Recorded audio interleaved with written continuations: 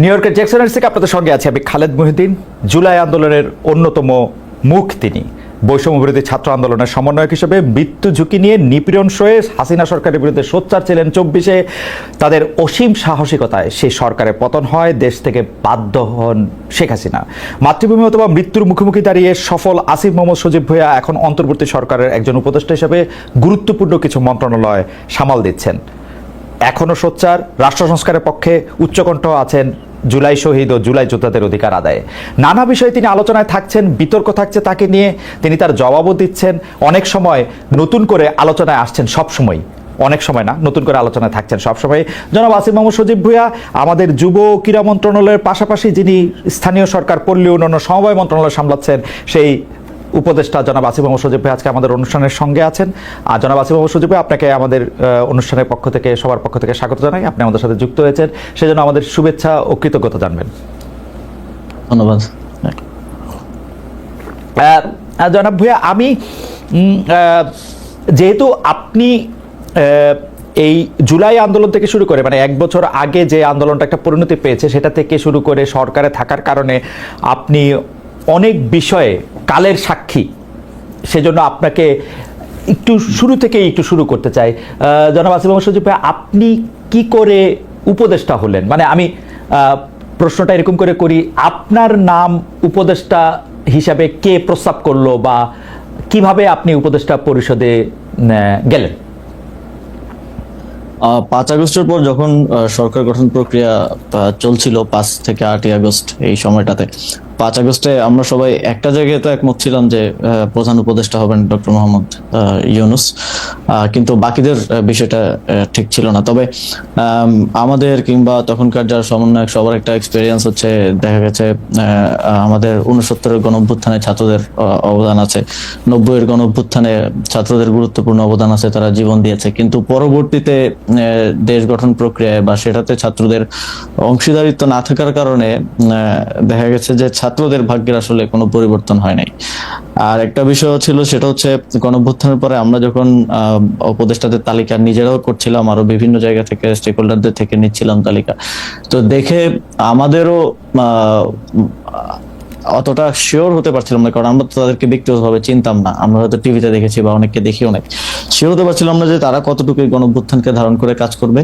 তো সেই জায়গা থেকে আমার যতদূর মনে পড়ে 6 কি 7 আগস্ট টিএসসি তে আমাদের 158 জন সমন্বয়ক সহ আরো যারা গুরুত্বপূর্ণ ভূমিকা রেখেছিল তাদেরকে নিয়ে একটা বৈঠক ছিল।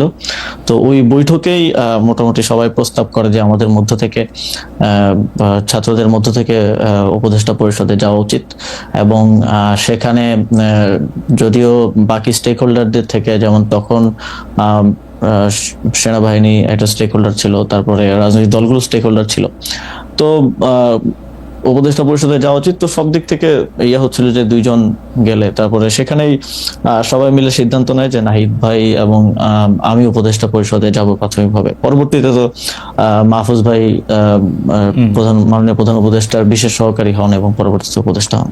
সেটা কি 158 জন সমন্বয়ক যারা ছিলেন তারা নাম প্রস্তাব করে সেটা ঠিক করেছেন? মানে সেটা কি কোনো ভোটাভুটির মাধ্যমে? না, সমন্বয়কদের মধ্যে যারা উপস্থিত ছিলেন সবার মোটামুটি ঐকমত্যের ভিত্তিতে আমরা যাই। ওকে, উপদেষ্টাদের তালিকার কথা আপনি বলছিলেন, সেই উপদেষ্টাদের তালিকা কার কার কাছ থেকে আসছিল? আপনারা মানে এই কারা উপদেষ্টা হবেন সেই সিদ্ধান্ত কি আপনারাই নিচ্ছিলেন? মানে যারা আমরা একটা প্রক্রিয়ার মধ্য দিয়ে গিয়েছি, সে সময়টায় আমরা একটা লিয়াজো কমিটি করেছি, আপনি যদি মনে করতে পারেন। সেটা লিড দিচ্ছিলেন আমাদের বর্তমান উপদেষ্টা মাহফুজ আলম এবং আরো 4-5 জন যারা বিভিন্ন সোসাইটির বিভিন্ন সেক্টরের সাথে বিভিন্নভাবে সম্পৃক্ত, ছাত্রদের মধ্য থেকেই। তো ওনারা মিলেই বিভিন্ন স্টেক হোল্ডারদের সাথে, যেমন বিএনপির সাথে আলোচনা হয়েছে উপদেষ্টা পরিষদ নিয়ে, আমাদের মাননীয় প্রধান উপদেষ্টা ডক্টর মোহাম্মদ ইউনূস স্যার একটা লিস্ট পাঠিয়েছিলেন আমাদের কাছে, সেখান থেকে ইনক্লুড হয়েছে, স্যার নিজে অনেক ইনক্লুড করেছেন। তো সবকিছু মিলিয়ে একটা উপদেষ্টা পরিষদ প্রাথমিকভাবে গঠিত হয়েছিল, পরবর্তীতে বিভিন্ন সময় সেটা আরো বর্ধিত হয়েছে।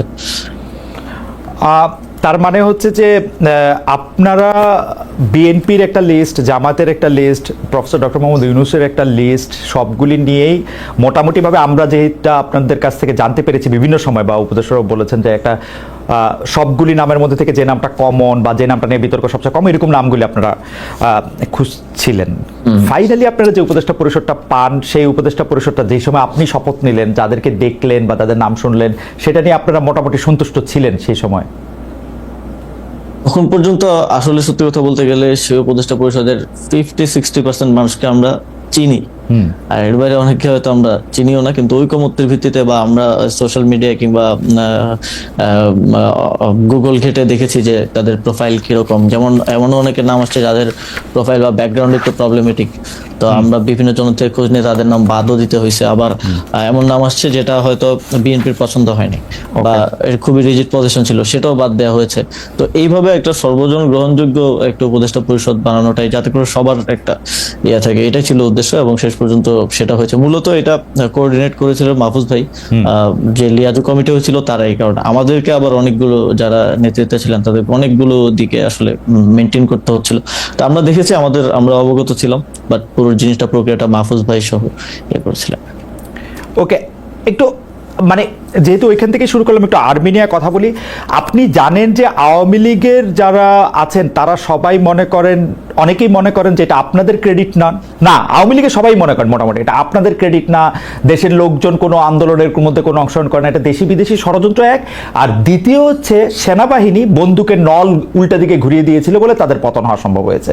এবং বিশেষ করে সেনাপ্রধানকে তারা দায়ী করেন যে সেনাপ্রধানের বেইমানির কারণেই, কোট আনকোট বেইমানির কারণেই আসলে তাকে দেশ ছেড়ে চলে যেতে হয়েছে বা আওয়ামী লীগ সরকারের পতন হয়েছে। কিন্তু সেই সেনা প্রধানের ব্যাপারে আপনার বক্তব্য, যেমন আপনি বলেছিলেন যে বুকে পাথর জমা রেখে তিনি ডক্টর মোহাম্মদ ইউনূসকে আসতে বলেছিলেন, বা সেনাপ্রধান ওয়াকার সাহেবকে সরানোর ক্ষেত্রে আপনাদের সাবেক সহযোদ্ধা বর্তমানে এনসিপির নেতা জনাব হাসনাত আবদুল্লাহর কিছু কথা, সেই সবগুলি বিষয় আপনার সাথে সেনাবাহিনীর সম্পর্ক বা সরকারের সাথে সেনাবাহিনীর সম্পর্ক খারাপ করেছে কিনা, বা সরকারের সাথে সেনাবাহিনীর সম্পর্ক আলাদা কোনো কিছু কিনা, নাকি সেনাবাহিনী একটা ডিসিপ্লিন, মানে এটা একটু আপনার কাছে একটু জানতে চাই। বিশেষ করে আপনার বক্তব্যের পরে এটা এরকম মনে হয়েছে কিনা ডক্টর মোহাম্মদ ইউনূস হয়তো সেনাপ্রধানকে এখন থেকে খারাপ ভাবতে শুরু করলেন যে উনি যেহেতু আমাকে চানি নাই তাহলে আমিও ওনাকে চাই না, ব্যাপারটা এরকম হয়েছে কিনা? সেনাবাহিনীর সাথে সরকারের কিংবা আমাদের তো কোনো বিরোধ নেই সেনাবাহিনীর সাথে, বরং আমরা মনে করি যে 5ই আগস্টের এবং এর পূর্ববর্তী গণঅভ্যুত্থানের সময়টাতে জুনিয়র অফিসার সহ যারা আছেন তাদের একটা চাপ ছিল যে তারা কোনোভাবেই গুলি করবেন না। সেটা বিভিন্ন মাধ্যমে আমরা দেখেছি, দরবার হলের মিটিং এর ইনফরমেশন লিক হয়েছে, সেখানে আমরা দেখেছি। তো তাদের এই অবদানকে অবশ্যই আমরা স্বীকার করি। তবে কিছু একটা জায়গায় আমার মনে হয় যে জায়গাটায় কনফ্লিক্ট, সেটা হচ্ছে আওয়ামী লীগের প্রশ্নে, যেটা আমাদের যেই সরকার গঠনের উদ্দেশ্যে 6 তারিখ বঙ্গভবনে যেই বৈঠক হয় 3 বাহিনী প্রধান এবং রাষ্ট্রপতির সাথে, সে সময়কার আমি আগে একটু বলে নিই, কারণ এর আগে যখন কথা বলছি সবাই অনেকে বলতেছিল যে আমার শপথ ভঙ্গ হয়েছে। আমার শপথ গ্রহণ হয়েছে 8ই আগস্ট। 8ই আগস্টের পূর্বের যে কোনো সময়কার বক্তব্য আমার শপথের মধ্যে ইনক্লুডেড হবে না। 8ই আগস্টের পরবর্তী যদি কোনো আমি রাষ্ট্রীয় গোপন তথ্য পাবলিক করি, তার সেক্ষেত্রে আমার শপথ ভঙ্গ হতে পারে। তো গোপনীয়তা শপথ ভঙ্গ হওয়ার বিষয়টা অনেকে বলেছে। তো সেই মিটিংটা ছিল 6 আগস্ট, সরকার গঠন প্রক্রিয়া আমরা যখন ইয়াতে আলোচনা করি। তো সেখানেই এটা আমি আমার আগের বক্তব্য বলেছি যে সেখানে এই কথাটা এসেছিল যে সেনাপ্রধান বলেছিলেন যে দেশের 30-40% মানুষ তো আওয়ামী লীগকে সাপোর্ট করে। তো যে অন্তর্বর্তীকালীন সরকার আসবে সেটার তো সবার কাছে গ্রহণযোগ্য হইতে হবে। তো আওয়ামী লীগের সেই 30-40% মানুষ তো ডক্টর মোহাম্মদ ইউনূসকে হেট করেন। তো এটা নিয়ে আমাদের 3-4 ঘন্টার মতো প্রায় এই টপিক সহ আরো প্রাসঙ্গিক অন্যান্য টপিক ছিল, বাট এটাই ছিল মূল টপিক। 4 ঘন্টার মতো সম্ভবত বৈঠক হয়েছিল। সেখানে আমরা 4 জন ছিলাম। বাইরে ছিলেন তখন আসিফ নজরুল স্যার ছিলেন, তানজিমউদ্দিন স্যার ছিলেন ঢাকা বিশ্ববিদ্যালয়ের, আরো সমন্বয়করা ছিলেন। ভেতরে আমরা 4 জন ছিলাম, আমি, নাসিরউদ্দিন পাটোয়ারি ভাই, মাহফুজ আলম ভাই আর নাহিদ ইসলাম। তো তখন মূল আলোচনার বিষয়বস্তু ছিল এটাই। এবং আমি তো আমার আগের সাক্ষাৎকারে বলেছি যে, এবং আমি এটা নিজের থেকে বানিয়ে বলি নাই যে বুকে পাথর চাপা দিয়ে মেনে নিলাম, এটা আমি ওনার বক্তব্যকে কোট করেছি। সো এবং এই বিষয়ে আমার জানা মতে কোনো রিবাটাল বা এরকম কিছু তো আসে নাই।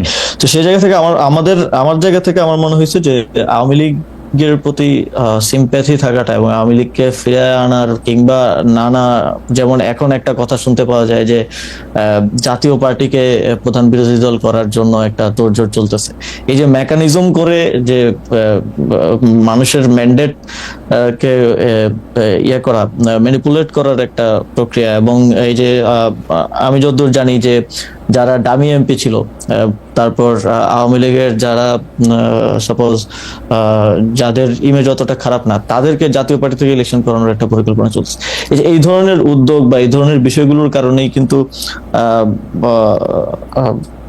আমি ব্যক্তিগতভাবে এবং সরকারেরও বিভিন্ন অংশ এই বিষয়টা নিয়ে হয়তো স্কেপটিক্যাল থাকতে পারে, এবং সেটা কতটুকু আসলে যেটা বলছেন যে স্যারের সাথে সম্পর্ক খারাপ, এটা আমি কখনো দেখি নাই। স্যার সবসময় সবাইকে ওন করে সবাইকে সাথে নিয়ে আসলে কাজ করতে চান, এবং মূলত 5ই আগস্টের পরে এত বড় একটা অভ্যুত্থান বিপ্লবের পরে বাংলাদেশে যে পরিস্থিতি খারাপের দিকে যায় নাই, দেশটা যে একটা গৃহযুদ্ধের দিকে যায় নাই, বরং আস্তে আস্তে আরো স্টেবিলিটির দিকে আসছে, এটা মূলত স্যারের এই সবাইকে অ্যাকোমোডেট করে কাজ করার মানসিকতার কারণেই সম্ভব হয়েছে।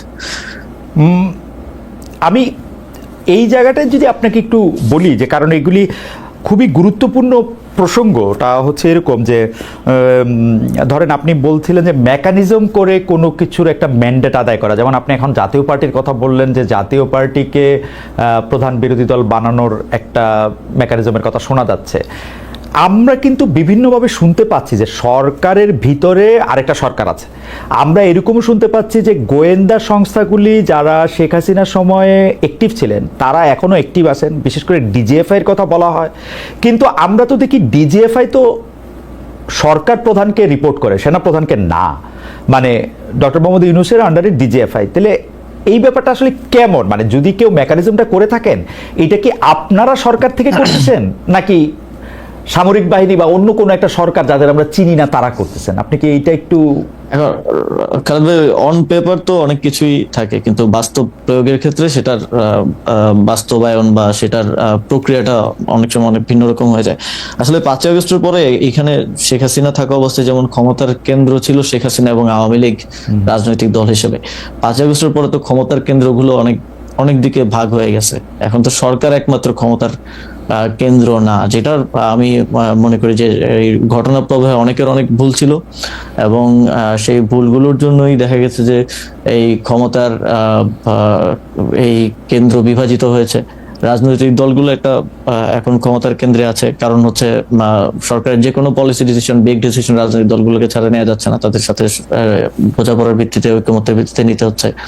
এখানে মিলিটারি একটা ক্ষমতার কেন্দ্র হয়ে উঠেছে 5ই আগস্টের পরে, যেটা 5ই আগস্টে আমাদের রাজনৈতিক দলগুলো সেই ম্যান্ডেটটা ক্যান্টনমেন্টে গিয়ে দিয়েছেন বলে আমি মনে করি। এবং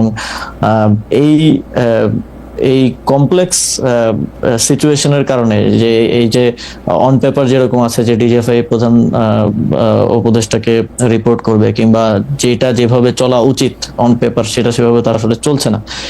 তো এই সবকিছু মিলে সরকারের ভিতরে, একটা সরকার না, সরকারের ভিতরে এটা সব সরকারের ভিতরেই থাকে, নানা ধরনের মানুষ থাকে। একটা পলিটিক্যাল গভর্নমেন্ট আসলেও তো আমরা বলি যে এখানে ভারতপন্থীরা আছে, এখানে পাকিস্তানপন্থীরা আছে, এখানে অমুক হচ্ছে আমেরিকাপন্থী।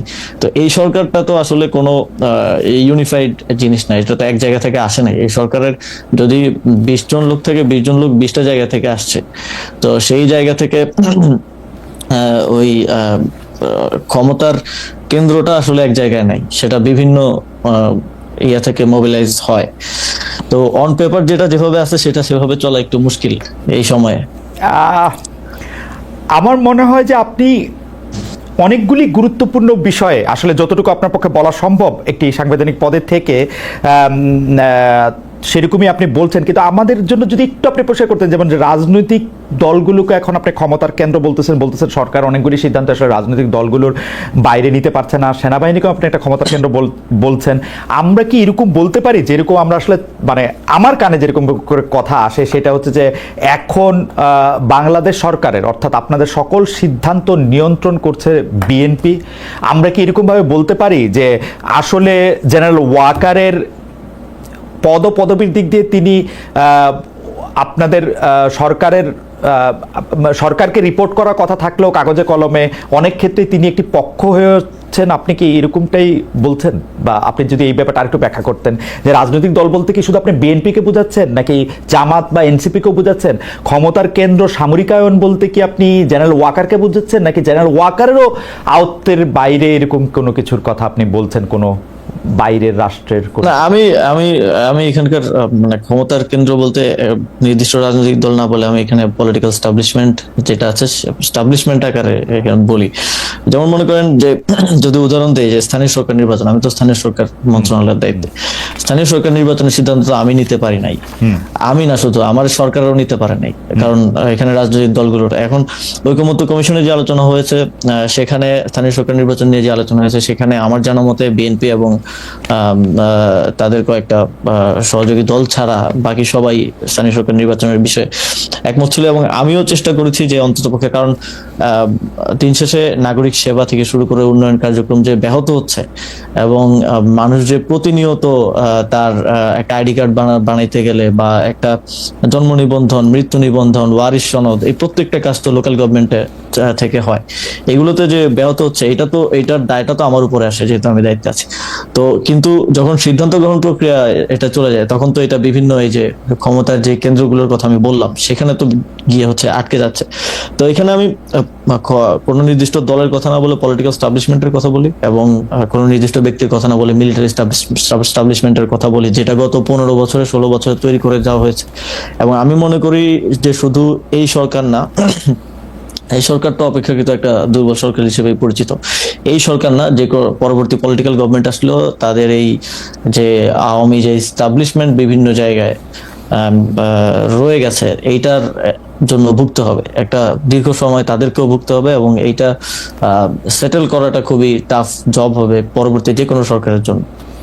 আমি আবার একটু জুলাই আন্দোলনের প্রসঙ্গে একটু আসি। আপনি জুলাই আন্দোলন নিয়ে আপনি বই লিখেছেন, কলাম লিখেছেন পত্রপত্রিকায়, কিন্তু আমরা যেটি দেখতে পাচ্ছি যে এই আন্দোলনে কার কৃতিত্ব কত বেশি সেটি নিয়ে এখন মানে কয়েকদিন পর পর নতুন নতুন করে এটি আলোচনায় আসছে। সর্বশেষ জনাব নাহিদ ইসলাম, জনাব সাদিক কাইম, মানে তিনি সমন্বয়কে ছিলেন না বা এই জাতীয় কথায় দেখা গেছে যে শিবিরের সাথেও আসলে ছাত্রদের যে দল, রাজনৈতিক দল যারা যেটি গ্রহণ করেছেন, যে এনসিপির একটি দূরত্ব সৃষ্টি হয়েছে, এনসিপির দূরত্ব বিএনপির সঙ্গেও সৃষ্টি হয়েছে, এনসিপির দূরত্ব নানা কারণে জামাতের সঙ্গেও সৃষ্টি হয়েছে, এইসব মিলে এইটাকে আপনি আসলে কিভাবে দেখেন? মানে জুলাই আন্দোলনের কৃতিত্ব নিয়ে বা বাটোয়ারা নিয়ে যে এই ব্যাপারটাকে আসলে আপনি কিভাবে দেখেন? অনেক সময় সরকারেরও প্রচন্ড সমালোচনা করা হচ্ছে, কোন সময় কিংস পার্টি বলে, কোন সময় এটা বলে, সেটাও যদি একটু মাথা রেখে বলেন। জি না, সবার তো হচ্ছে মানে দৃষ্টিভঙ্গি এবং লেন্স তো একরকম না। মনে করেন আমি যখন জুলাই গণ অভ্যুত্থান সংঘটিত হয় সবচেয়ে গুরুত্বপূর্ণ 10টা দিন আমি ডিটেনশনে ছিলাম। তো ওই সময়ের স্টোরিটা আমিও আরেকজন থেকে আমার শুনতে হয়েছে বা পত্রপত্রিকায় বিভিন্ন জায়গায় আমার দেখতে হয়েছে। প্রথমত 19 জুলাই থেকে 24 জুলাই এবং পরবর্তীতে আবার 24 জুলাই পরে 2 দিন বেড়েছিলাম, 26 জুলাই থেকে আবার 1 আগস্ট পর্যন্ত ডিটেনশনে থাকা লাগছে। তো আমি আসলে যেভাবে দেখছি বা আমি যেভাবে সিদ্ধান্ত নিছি, সাদিক কায়েম বলেন বা নাহিদ ইসলাম বলেন বা আরো যারা আছে, আরো যেমন ছাত্রদের রাকিব ভাই আছে, তাদের দেখার দৃষ্টিভঙ্গিটা তো এক না। মনে করেন একটা সিদ্ধান্ত, গুরুত্বপূর্ণ সিদ্ধান্ত নেওয়ার ক্ষেত্রে আমরা যারা স্টেক হোল্ডার আছে যাদের সাথে যোগাযোগ তখন হচ্ছিল, অন্তত 5-6 জনের সাথে যোগাযোগ করতাম।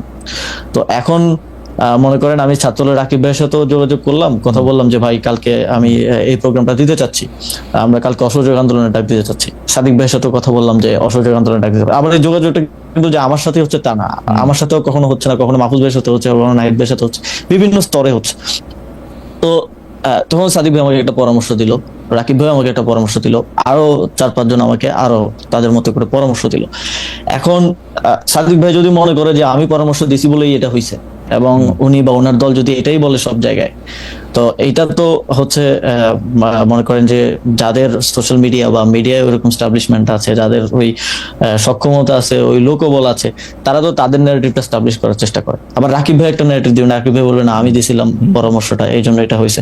তো এই যে লেন্সটা তো এক এক দিক থেকে একরকম। অনেকে আছে, আরো অনেকে আছে যাদের সাথে আমাদের যোগাযোগ হতো, তারা এটা বলেও না যে এই পরামর্শটা আমি দিছিলাম ওইটা। তো এই যে এখানে কানেক্টিং পয়েন্টটা সেন্ট্রালে আমরা ছিলাম। তো এই যে লেন্সটা ভিন্ন ভিন্ন এবং সবার অভিজ্ঞতাটা তো ভিন্ন ভিন্ন, তো সবাই তার অভিজ্ঞতাটাকে এস্টাবলিশ করার যে একটা প্রতিযোগিতা, এটার মধ্যেই নানা ডিস্টরশন, কেউ একটু বাড়িয়ে বলা কমিয়ে বলা এইসব নিয়েই হচ্ছে এই বিতর্কটা আর কি। এইভাবেই আমি দেখি। আসিফ, একটা কথা একটু স্পষ্ট করে আমি একটু বলি যে আপনাদেরকে তো আমরা আসলে খেয়াল করছি জুলাই 2024 থেকে খেয়াল করছি যে অনেকেই বলে থাকেন, এবং এটা আমি বিভিন্ন সময় বিভিন্ন প্রমাণও পেয়েছি যে সবচেয়ে বেশি সূক্ষ্মভাবে জিনিসগুলি বিবেচনা করতে পারেন আপনি, দ্রুত আপনি এটা বিবেচনা করতে পারেন এবং আপনার একটা মত থাকে। আপনি কি খেয়াল করছেন যে ধরেন আব্দুল কাদেরের যে ফেসবুকের যে স্ট্যাটাস পরপর যেগুলি দেওয়া হলো শিবিরের পক্ষ থেকে বা সাদিক কায়েম সাহেবের অনুসারীদের পক্ষ থেকে এগুলির যেটা জবাব দেওয়া হলো, পরবর্তী প্রেক্ষিতে নাহিদ সাহেব যেগুলির আবার জবাব দিলেন, আবার ধরেন 5 আগস্টের স্মরণের অনুষ্ঠানে আপনাদের গুরুত্বপূর্ণ নেতারা যেভাবে কক্সবাজার গেলেন, আবার তাদেরকে যেভাবে শোকজ দেওয়া হলো, এই পুরোটা জিনিস এরকম মনে হয় না যে জুলাই আন্দোলনের, মানে আপনি লেন্স থেকে দেখা না দেখার কথা বলতেছিলেন, কিন্তু আপনার মনে হয় না যে জুলাই আন্দোলনের এক একটা গ্রুপ এক একজনের অনেক বড় শত্রুতে পরিণত হয়েছে? এইটা আপনার মনে হয় কিনা? দেখেন, ওই এখানে যাদের কথা বলছেন সবাই তো ইয়াং, এবং সবার বয়সই আমার মতে 30 বছরের নিচে। তো স্বাভাবিকভাবেই মানে এই বয়সের মানুষজনের মধ্যে খুব দ্রুত রিয়েক্ট করে ফেলার বা দ্রুত হচ্ছে এক ধরনের রক্ত গরম থাকার বিষয় আছে না, তো সেটার একটা রিফ্লেকশন এটা আমি মনে করি। তবে এইটা আমার মনে হয় যে ছোটখাটো বিষয়ে, বিভিন্ন স্বার্থগত বিষয় কিংবা কৃতিত্বের বিষয় হোক, কিংবা সামনে হয়তো ডাকসু আছে বা আরো কিছু বিষয়ে, এটা নিজেদের মধ্যে ছোটখাটো মতানৈক্য বলেই আমি মনে করি। কারণ এখনো বিগার কোশ্চেনে সবার কর্মপন্থা হয়তো ভিন্ন, যারা জুলাই গণঅভ্যুত্থানের স্টেক হোল্ডার ছিলেন, যারা অংশগ্রহণকারী ছিলেন, কিন্তু আওয়ামী লীগের প্রশ্নে বলেন, ফ্যাসিবাদের প্রশ্নে বলেন, একটা সুন্দর বাংলাদেশ গড়ার প্রশ্নে বলেন, আমি দেখেছি যে সবাই কাজ করছে। সবার কর্মপন্থা হয়তো ভিন্ন হতে পারে, বা কেউ এটা নিয়ে ডিবেট থাকতে পারে যে কে বেশি করতেছে কে কম করতেছে, বা অনেক যেটা কক্সবাজার যাওয়ার কথা বললেন শোকজ, বা অনেকগুলো মনে হতে পারে যে এরা বাচ্চামি করতেছে, বা তো ওই বয়সের একটা বিষয় তো আছেই। কিন্তু আমার মনে হয় না যেটা এত বড় বিরোধ যেটা আসলে শত্রুতা বলা যায় না। আমার মনে হয় যে আসিফ, আমি এই প্রসঙ্গ শেষ করছি এখানে। কেউ যে বলছেন যে এই বিরোধটা আসলে কোনো কিছুর বাটোয়ারা নিয়ে, অর্থাৎ যারা এটার কেন্দ্রে থাকবেন তারা চাঁদা, যদি আমি পজিটিভ অর্থেও বলি, পার্টি চালানোর জন্য চাঁদা হোক বা অন্যান্য গুরুত্বের জন্য কোনো গুরুত্ব পাওয়া হোক, বা বড় নেতা ভবিষ্যতে হওয়ার জন্য এইটা গুরুত্বপূর্ণ, এইভাবে আপনি দেখেন কিনা? আপনি যেটা বললেন সেটা ঠিক আছে, বয়সের একটা, কিন্তু ওইভাবে দেখেন এই বিষয়গুলো তো আছেই। মনে করেন সবার মধ্যেও তো একটা প্রতিযোগিতা আছে, যে মনে করেন শিবির মনে করে বা জামাত মনে করে আমাদের এখান থেকে তরুণ নেতৃত্ব উঠে আসুক, তো আবার এনসিপি মনে করে যে এনসিপি মনে করতে পারে যে যেহেতু গণঅভ্যুত্থানের অধিকাংশ নেতাই এখানে, আমরাই গণঅভ্যুত্থানের একমাত্র মানে সবচেয়ে বড় স্টেক হোল্ডার। তো এইগুলো নিয়ে মতানৈক্য, মতের অমিল আছে, এবং প্রতিদ্বন্দ্বিতাও হবে সামনে ছাত্র সংসদ নির্বাচন। টাকা পয়সা দিয়ে আছে কিনা সেটা একটু বলেন, যে একদম টাকা পয়সা দিয়ে আছে কিনা? আমার মনে হয় না টাকা পয়সা আমি অন্তত দেখি নাই। এটা গুরুত্ব পাওয়া বা হচ্ছে কারো মনে হচ্ছে গ্রিভেন্স থাকে না যে আমার কথাটা বললো না, এই কথাটা বলতে গিয়ে আমি তো ওই ঐতিহাসিক প্রেক্ষাপটে ছিলাম, এই গ্রিভেন্স গুলো থেকেই বেশি এটা শুরুটাও হয়েছে এবং এটা দিন দিন বাড়ছে। তবে আমি মনে করি যে এই বিষয়গুলোতে আরো বেশি মানে যদি কমিউনিকেশন থাকে জুলাইয়ের বিভিন্ন পক্ষের মধ্যে, তাহলে আমার মনে হয় যে এই জিনিসগুলো জনসম্মুখে এরকম হাস্যকর পরিস্থিতিতে আসা থেকে আসলে ইয়া করা যায়, জনসম্মুখে হাস্যকর পরিস্থিতি। কিন্তু ঠিক আছে, আমি এই প্রসঙ্গে একটু অন্য প্রসঙ্গে যাই। অনেক সময় আপনার এবং জনাব মাহফুজ আলমের নিরপেক্ষতা নিয়ে প্রশ্ন ওঠে, কারণ আপনারা যেহেতু জুলাই আন্দোলনের সামনের দিককার মুখ, এবং আপনাদের বাকি বন্ধুরা যেহেতু বাকি সহযোদ্ধারা, আমি এভাবে যদি বলি, বাকি সহযোদ্ধারা যেহেতু এখন একটি রাজনৈতিক দল করেছেন, আপনারা সেখানে যাবেন কবে, কেন যাচ্ছেন না, আসলে যাবেন কিনা, সেগুলো নিয়ে নানা রকম প্রশ্ন ওঠে। আমি সেইখান থেকে আসলে সরাসরি এই প্রশ্ন করতে চাই যে আপনার, মানে মাহফুজ আলমের উত্তর তো জনাব মাহফুজ আলমের সাথে দেখা হলে নিশ্চয়ই তিনি দিবেন, কিন্তু আপনার কাছে প্রশ্ন যে আপনি রাজনীতিতে কবে যাবেন, পদত্যাগ করবেন কিনা, সরকারে থাকবেন কিনা, সে ব্যাপারে সিদ্ধান্ত নিয়েছেন কিনা? অনেকেই বলে থাকেন যে আপনি হয়তো রাজনীতি করবেন, ভোটও করবেন, কিন্তু যতদিন পারা যাচ্ছে ততদিন আপনি আপনার সরকারি বাসভবনে বা সরকারি পদে থাকতে চান। মানে আপনি আমার খুবই প্রিয়, সেই জন্য বলি যে অনেকে বলে থাকে যে আপনি পতাকাবাহী গাড়িতে আরো কিছুদিন চড়বেন, তারপরে ইলেকশন যখন এগিয়ে আসবে তখন আপনি গিয়ে মানে দেখেন খালেদ ভাই, পতাকাবাহী গাড়ি বা এই বিষয়গুলো মানে এটা আমরা কখনো চাইও নাই, বা এটার প্রতি আমাদের ওই রকম কোনো মোহ নাই। আমার দিক থেকে বিষয়টা হচ্ছে কিছু দায়িত্ব নিয়ে তো আমি এখানে আসছি, এবং কিছু দায়িত্ব গণঅভ্যুত্থানের সময়, সেই সময়টাতে যখন সমন্বয়করা আমাদেরকে সিলেক্ট করে তখন থেকেই দেয়া যে এই সরকারকে জুলাই গণঅভ্যুত্থানের পক্ষে রাখা, পক্ষের ডিসিশন গুলো নেওয়ার ক্ষেত্রে প্রভাবিত করা এবং ভয়েসটা যাতে থাকে সেই জিনিসটা নিশ্চিত করার জন্য সরকারে আসা। তারপরেও যদিও অনেক অন্যান্য মিনিস্ট্রির দায়িত্ব আসছে, ফর্মাল দায়িত্ব আসছে, তো সেই জায়গা থেকে আমি মনে করি যে এখনো আমাদের কিছু কাজ বাকি আছে। একটা বড় মাইলফলক হচ্ছে এই যে ঘোষণাপত্রটা আমরা করতে পারলাম, জুলাই ঘোষণাপত্রটা দেওয়া সম্ভব হলো। এখনো জুলাই সনদ বাকি আছে। জুলাই সনদের বাস্তবায়ন প্রক্রিয়া কি হবে এটা নিয়ে বিভিন্ন ধরনের মতানৈক্য। আমাদের যে ঐকমত্য কমিশনের 1 মাস মেয়াদ বৃদ্ধি করা হয়েছে।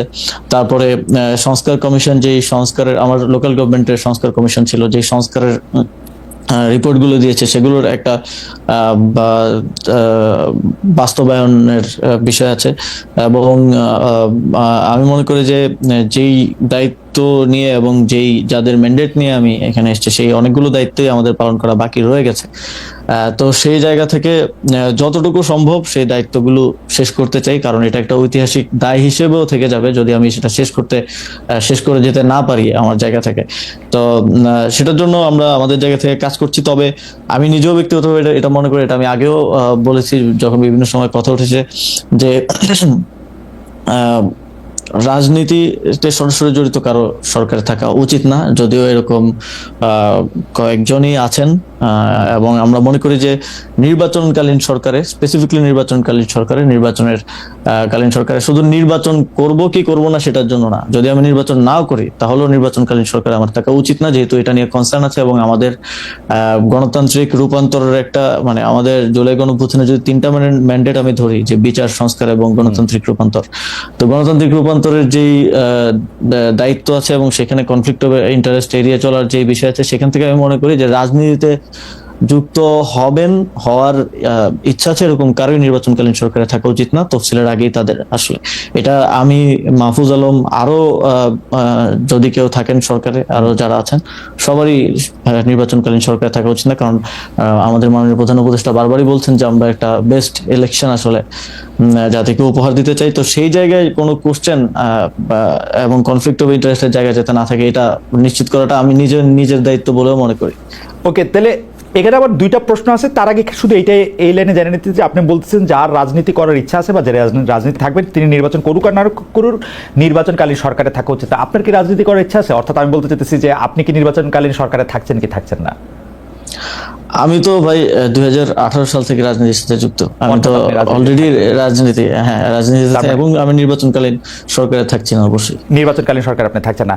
এখানে একটু আপনার কথা ধরে একটু বলি যে আপনি জুলাই ঘোষণাপত্রের কথা বলছিলেন, আপনি সংস্কার কমিশনগুলি, জাতীয় ঐক্যমত্য কমিশন নিয়ে আপনি বলছিলেন, কিন্তু অ্যাপারেন্টলি জুলাই ঘোষণাপত্র আপনারা যেটা দিলেন, যেটা দেওয়ার কথা সরকার যেটা দিল, সেটা নিয়ে আপনার বন্ধুরাই অর্থাৎ এনসিপি এটা নিয়ে আসলে খুব খুশি না। জামায়াতে ইসলামীও এটাতে আসলে তার প্রকাশ করেছে। অন্যান্য রাজনীতিগুলো অ্যাপারেন্টলি বিএনপি শুধু এটাকে পছন্দ করেছে। অনেকে এইটাও বলছেন যে বিএনপির ডিকটেশনে এই জুলাই ঘোষণাপত্র তৈরি হয়েছে। আমি যদি বিটিভির ফ্রেমিং এর কথা বলি, বিটিভির ফ্রেমিংয়েও বারবার ডক্টর ইউনূসের সাথে সবচেয়ে প্রমিনেন্ট করে মির্জা ফখরুল ইসলাম আলমগীর, অর্থাৎ যিনি বিএনপির নেতা হিসেবে সেখানে গিয়েছেন, তাকে দেখানো হচ্ছিল। এটার কারণ কি? ডক্টর মোহাম্মদ ইউনূস কি অনেকটা বিএনপির দিকে ঝুঁকে পড়েছেন, এরকম মনে হয় আপনার? এই রাজনৈতিক বিষয় বোধহয় আমার মন্তব্য করাটা ঠিক হবে না। তবে আমি যতদূর জানি, জুলাই যে ঘোষণাপত্রটা হয়েছে, সেই ঘোষণাপত্রটা মেইনলি গত 6-7 মাস ধরে এটা নিয়ে কনসালটেশন চলছে। অনেকগুলো দলই তাদের প্রস্তাবনা দিয়েছে, কিন্তু প্রস্তাবনা নিয়ে অনেক দলের সাথেই হয়তো ফিডব্যাক বা পরবর্তী আলোচনা হয় নাই, ফলো আপটা হয় নাই। বাট প্রধান 3 দলের সাথে আলোচনা হয়েছে বলে আমি জানি, বিএনপি, জামাত এবং এনসিপির সাথে।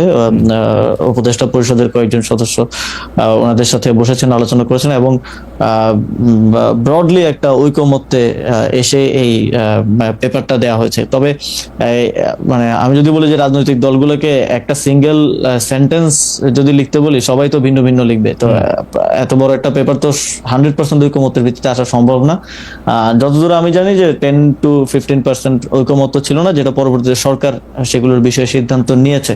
Okay. তবে মনে করেন 5ই আগস্ট 2024 সালের 5ই আগস্ট যদি আমরা একটা ঘোষণাপত্র বা প্রোক্লেমেশন দেওয়ার মতো বাস্তবতায় থাকতাম বা দিতে পারতাম, সেটার ক্ষেত্রে তো আমাদের কারোর সাথে কথা বলা প্রয়োজন হতো না। কিন্তু যেহেতু পরবর্তীতে সিদ্ধান্ত হয়েছে, সরকার দায়িত্ব নিয়েছে যে রাজনৈতিক দলগুলোর সাথে ঐকমত্যের ভিত্তিতে এটা দেওয়া হবে, এবং এটার সাংবিধানিক স্বীকৃতি, পরবর্তী নির্বাচিত সরকারের স্বীকৃতির একটা ব্যাপারও আছে।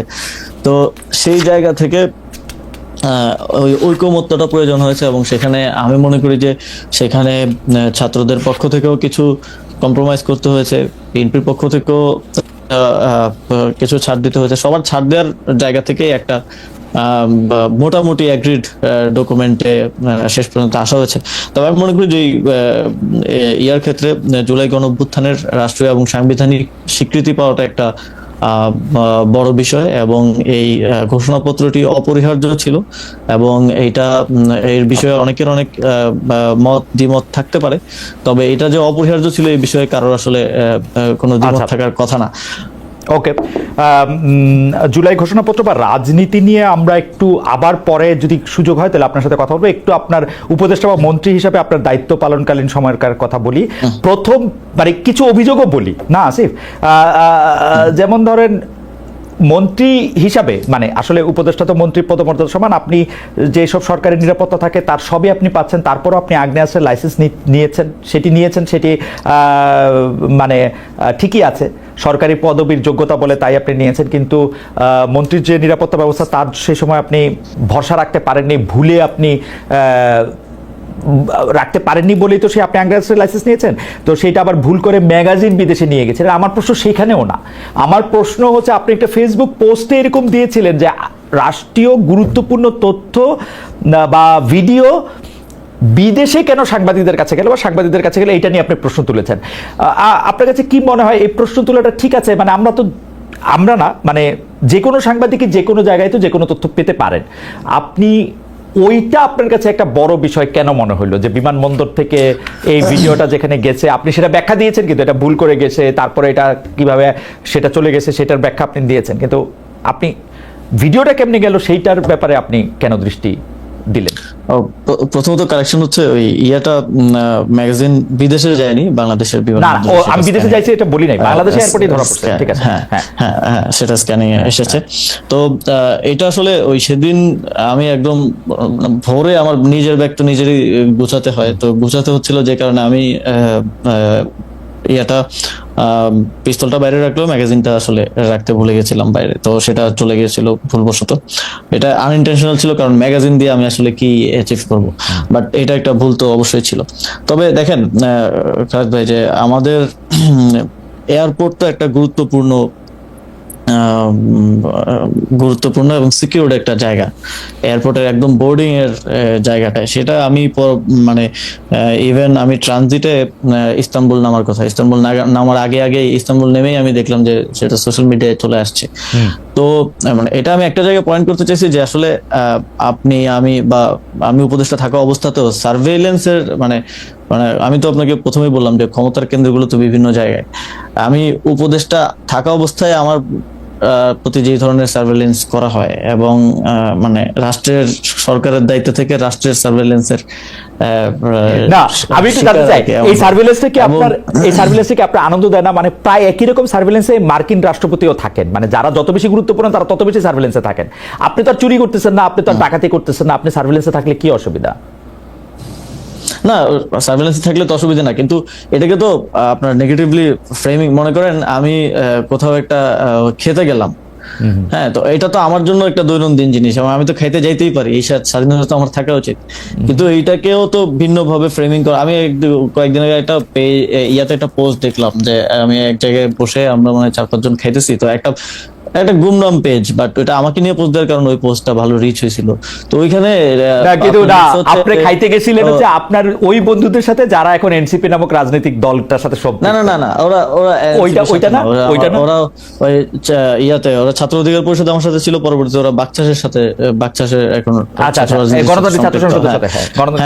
তো মানে ওইখানে টেবিলের মধ্যে শুধু পানির বোতল ছিল, কিন্তু ওই পোস্টে উল্লেখ করা হয়েছে যে আসিফ মাহমুদ হচ্ছে মদ খেয়ে আসিফ মাহমুদের সহযোগীরা বসো মদ খেয়ে মাতালে।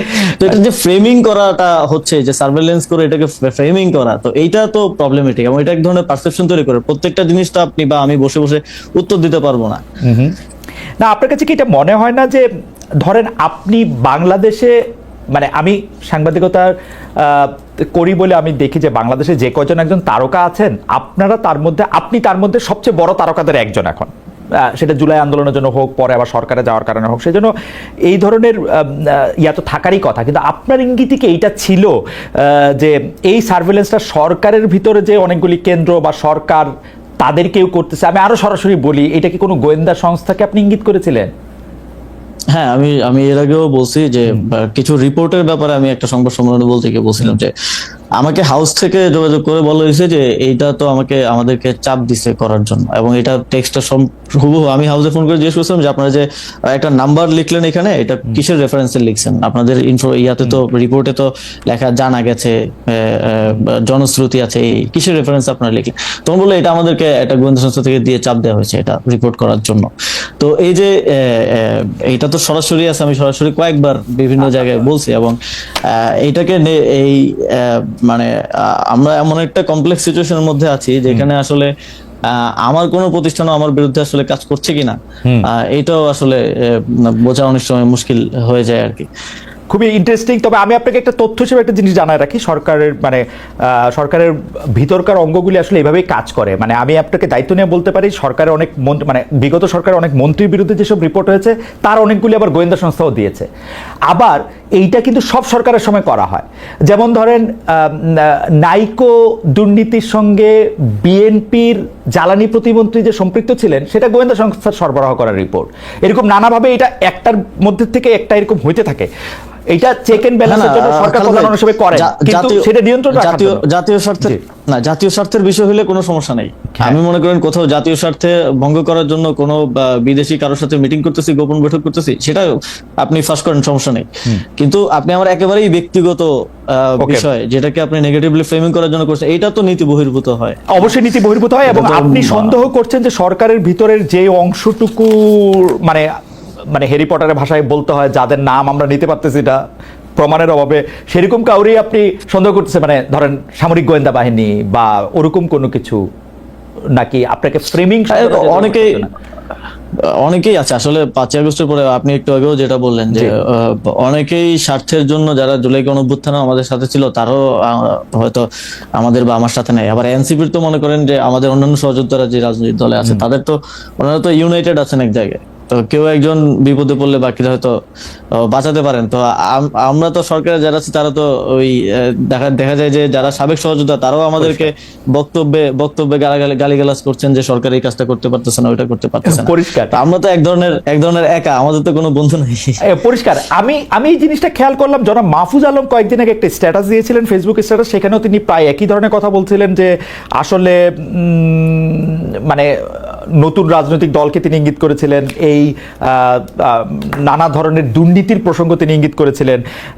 আপনারা কি সত্যি মানে এরকম সরকারের মধ্যে থেকে যদি এরকম ভালনারেবল থাকেন, তাহলে তো আপনাদের আসলে, মানে আমরা যারা আপনাদেরকে সমর্থন দিয়েছিলাম তাদের কি কিছু করার আছে এই ব্যাপারে?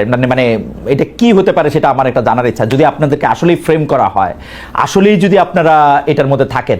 আমি অবশ্য মানে আপনাদের বিরুদ্ধে অভিযোগগুলিও আমি একটু বলতে চাই। আপনি কি মনে করেন যে মানে আমাদের, আপনি 1-2 লাইনে বলবেন যে এখানে আমরা আসলে কি করতে পারি? যেমন ধরেন সরকারের কোনো একটি গোয়েন্দা সূত্র যদি বরাত দিয়ে এটি জানায়, যাদেরকে আমরা হুইসেল ব্লোয়ার বলি, আপনার বিরুদ্ধেও কোনো খবর যখন করে বা তথ্য যখন দেয়, তখন আমি এটা ছাপবই, কিন্তু বা প্রকাশ করতেই চাইবো। কিন্তু আপনি যদি মনে করেন যে এটা ফ্রেমিং করা হচ্ছে, সেখানে সাংবাদিক হিসেবে আমার আসলে করারটা কি আসলে? মানে আমরা না, আপনার যদি মনে হয় যে এই তথ্যটা সঠিক, আপনি অবশ্যই আপনার ইনভেস্টিগেশনও করবেন, আপনি অবশ্যই এটা ভেরিফাই করবেন, তাহলে আপনি অবশ্যই ছাড়বেন। এবং সেটা যদি আপনার জার্নালিজমের নর্মসের মধ্যে পড়ে যে ঠিক আছে এটা জাতীয় স্বার্থের বিষয় বা এর কোনো দুর্নীতির প্রমাণ, তাহলে তো অবশ্যই ছাড়বেন। কিন্তু যেটা একেবারেই ব্যক্তিগত বিষয়গুলোকে নিয়ে যেভাবে ফ্রেমিং করা হয়, কিংবা এই যে রেফারেন্সলেস ভাবে নিউজ করা, এবং এই যে হাওয়া থেকে বিভিন্ন ইনফরমেশন আসলে ছড়ানো, যেটা হচ্ছে আপনার কাছে হয়তো টিভি চ্যানেল আছে বা আপনার কাছে সেই সক্ষমতা আছে, সেই এস্টাবলিশমেন্ট আছে বলেই যে সেটা করবেন, এটা তো অনুচিত। যেমন মনে করেন যদি বাংলা ভিশনের লাস্ট যে রিপোর্টটা আমাকে নিয়ে, বিশেষ করে আমার বাবাকে নিয়ে করা হলো, এটার বিষয়ে যদি আমি বলি যে আপনিও তো দেখছেন, আপনি একজন জার্নালিস্ট হিসেবে আমি এটা প্রসঙ্গে আলাদা করে আসবো, কারণ এই ব্যাপারগুলি আপনি আসলে বাংলা ভিশন, ইশরাক আহমেদ, তার মালিক, তার নানা রকম বিষয়ে জড়িয়ে গেছে, সেটা আমি একটু ধারাবাহিকভাবে আসি, এটা আপনি একটু রাখুক, এখানে থাকুক, কারণ আমি এটাতে আপনাকে প্রশ্নই করতে চাই। আমাদের অনেক দর্শক আপনি আসবেন শুনে এইসব প্রশ্নগুলি আমাকে করতে বলেছেন, আমি এই প্রশ্নগুলি করবো আপনার বাবাকে নিয়ে, আপনার এপিএস হ্যান ত্যান এগুলি নিয়ে, এগুলি আমি করবো, কিন্তু আমি একটু আসি। আমার কাছে এর আগে যেটি জানার দরকার, গোপালগঞ্জে যেদিন এনসিপির কেন্দ্রীয় নেতারা আক্রান্ত হলেন, সেদিন আপনি ঢাকার পুলিশ কন্ট্রোল রুমে বসেছিলেন স্বরাষ্ট্র উপদেষ্টার সঙ্গে, এবং সেটার ফেসবুক পোস্টে আমরা এটা ছবিও দেখেছি। জনাব আসিফ মাহমুদ সজীব ভাই, এই ছবিটা আমার ভালো লাগে নাই। এইটা যে আমার ভালো লাগে নাই, এইটা আমি আমার বিভিন্ন কথা আমি বলতেও চেষ্টা করেছি, জানতেও চেষ্টা করেছি। আজ আপনাকে পেলাম, তাই আপনার কাছে একটু জানতে চাই, আপনি কোন ক্ষমতা বলে সে একটা কন্ট্রোল রুমে বসেছিলেন, এবং আপনি কি নির্দেশ কাকে দিচ্ছিলেন যে মানে এটা করতে হবে বা ওইটা করতে হবে, এরকম কি নির্দেশ আপনি দিয়েছিলেন? আমি কাউকে কোনো নির্দেশ দিচ্ছিলাম না। আমি সেখানে একটু মানে মূলত আমি হচ্ছে সরকারের আইন শৃঙ্খলা বিষয়ক যে উপদেষ্টা কমিটি, সেই কমিটির সদস্য, এবং সেটা হিসেবে আইন শৃঙ্খলা বিষয়ক ইয়াতে আমার থাকার ক্ষেত্রে ফর্মাল আসলে অফিসিয়াল কোনো বাধা নাই। এবং সেখানে ওই সময়টা তো খুব ক্রাইসিস সিচুয়েশন যাচ্ছিল, সেখানে যে কোনো ধরনের দুর্ঘটনা ঘটতে পারতো। তো সেই জায়গা থেকে সরকারের আইন শৃঙ্খলা, আমি একটু করে শুনে আসি, সরকারের আইন শৃঙ্খলা বিষয়ক কমিটিতে আর কে আছে? মানে স্বরাষ্ট্র উপদেষ্টা, আপনি, আর কোন উপদেষ্টা কে আছেন? হ্যাঁ, আরো প্রায় এটা হয়তো 12 জন উপদেষ্টার আইন শৃঙ্খলা বিষয়ক কমিটি। মানে আইন শৃঙ্খলা বিষয়ক কমিটির সব উপদেষ্টাই মোটামুটি সদস্য নাকি 12-13 জন সদস্য? না, সব উপদেষ্টা না, 12 জন সদস্য বোধহয়। এবং তারা এরকম কন্ট্রোল রুমে গিয়ে থাকতে পারেন, মানে আইনে বাধা নাই? না, ফর্মালি তো এতে কোনো আসলে বাধা নাই। আমি তো সরাসরি কোনো নির্দেশনাও দিচ্ছিলাম না, যেটা স্বরাষ্ট্র উপদেষ্টা নির্দেশনা দিচ্ছিলেন, আমি সেখানে কোঅর্ডিনেশন করার চেষ্টা করছিলাম। যেমন মনে করেন, এই যে পুলিশ পাঠানো হবে, কিন্তু পদ্মা সেতুর সামনে বৈষম্য বিরোধী ছাত্র আন্দোলনের লোকজন অবরোধ করে রাখছে, পুলিশ যেতে পারছে না। তো এই কারণে এই কোঅর্ডিনেশনটার জন্য স্বরাষ্ট্র উপদেষ্টা তিনি আমাকে ফোন করেছিলেন, আমি গিয়েছিলাম। এবং ওদের সাথে যেহেতু আমার যোগাযোগ আছে, পূর্ব পরিচিতি আছে, তো ওদেরকে বলে তখন ওই কোঅর্ডিনেশনটা করা, যাতে করে সেখানকার ওই পরিস্থিতি সামাল দেওয়ার ক্ষেত্রে কোনো ধরনের বাধা তৈরি না হয়। এই ছবিটি কে তুলেছিল? আপনার কোনো সহকারী? মানে কে পোস্ট করেছিল? এই ছবিটির উৎস কি?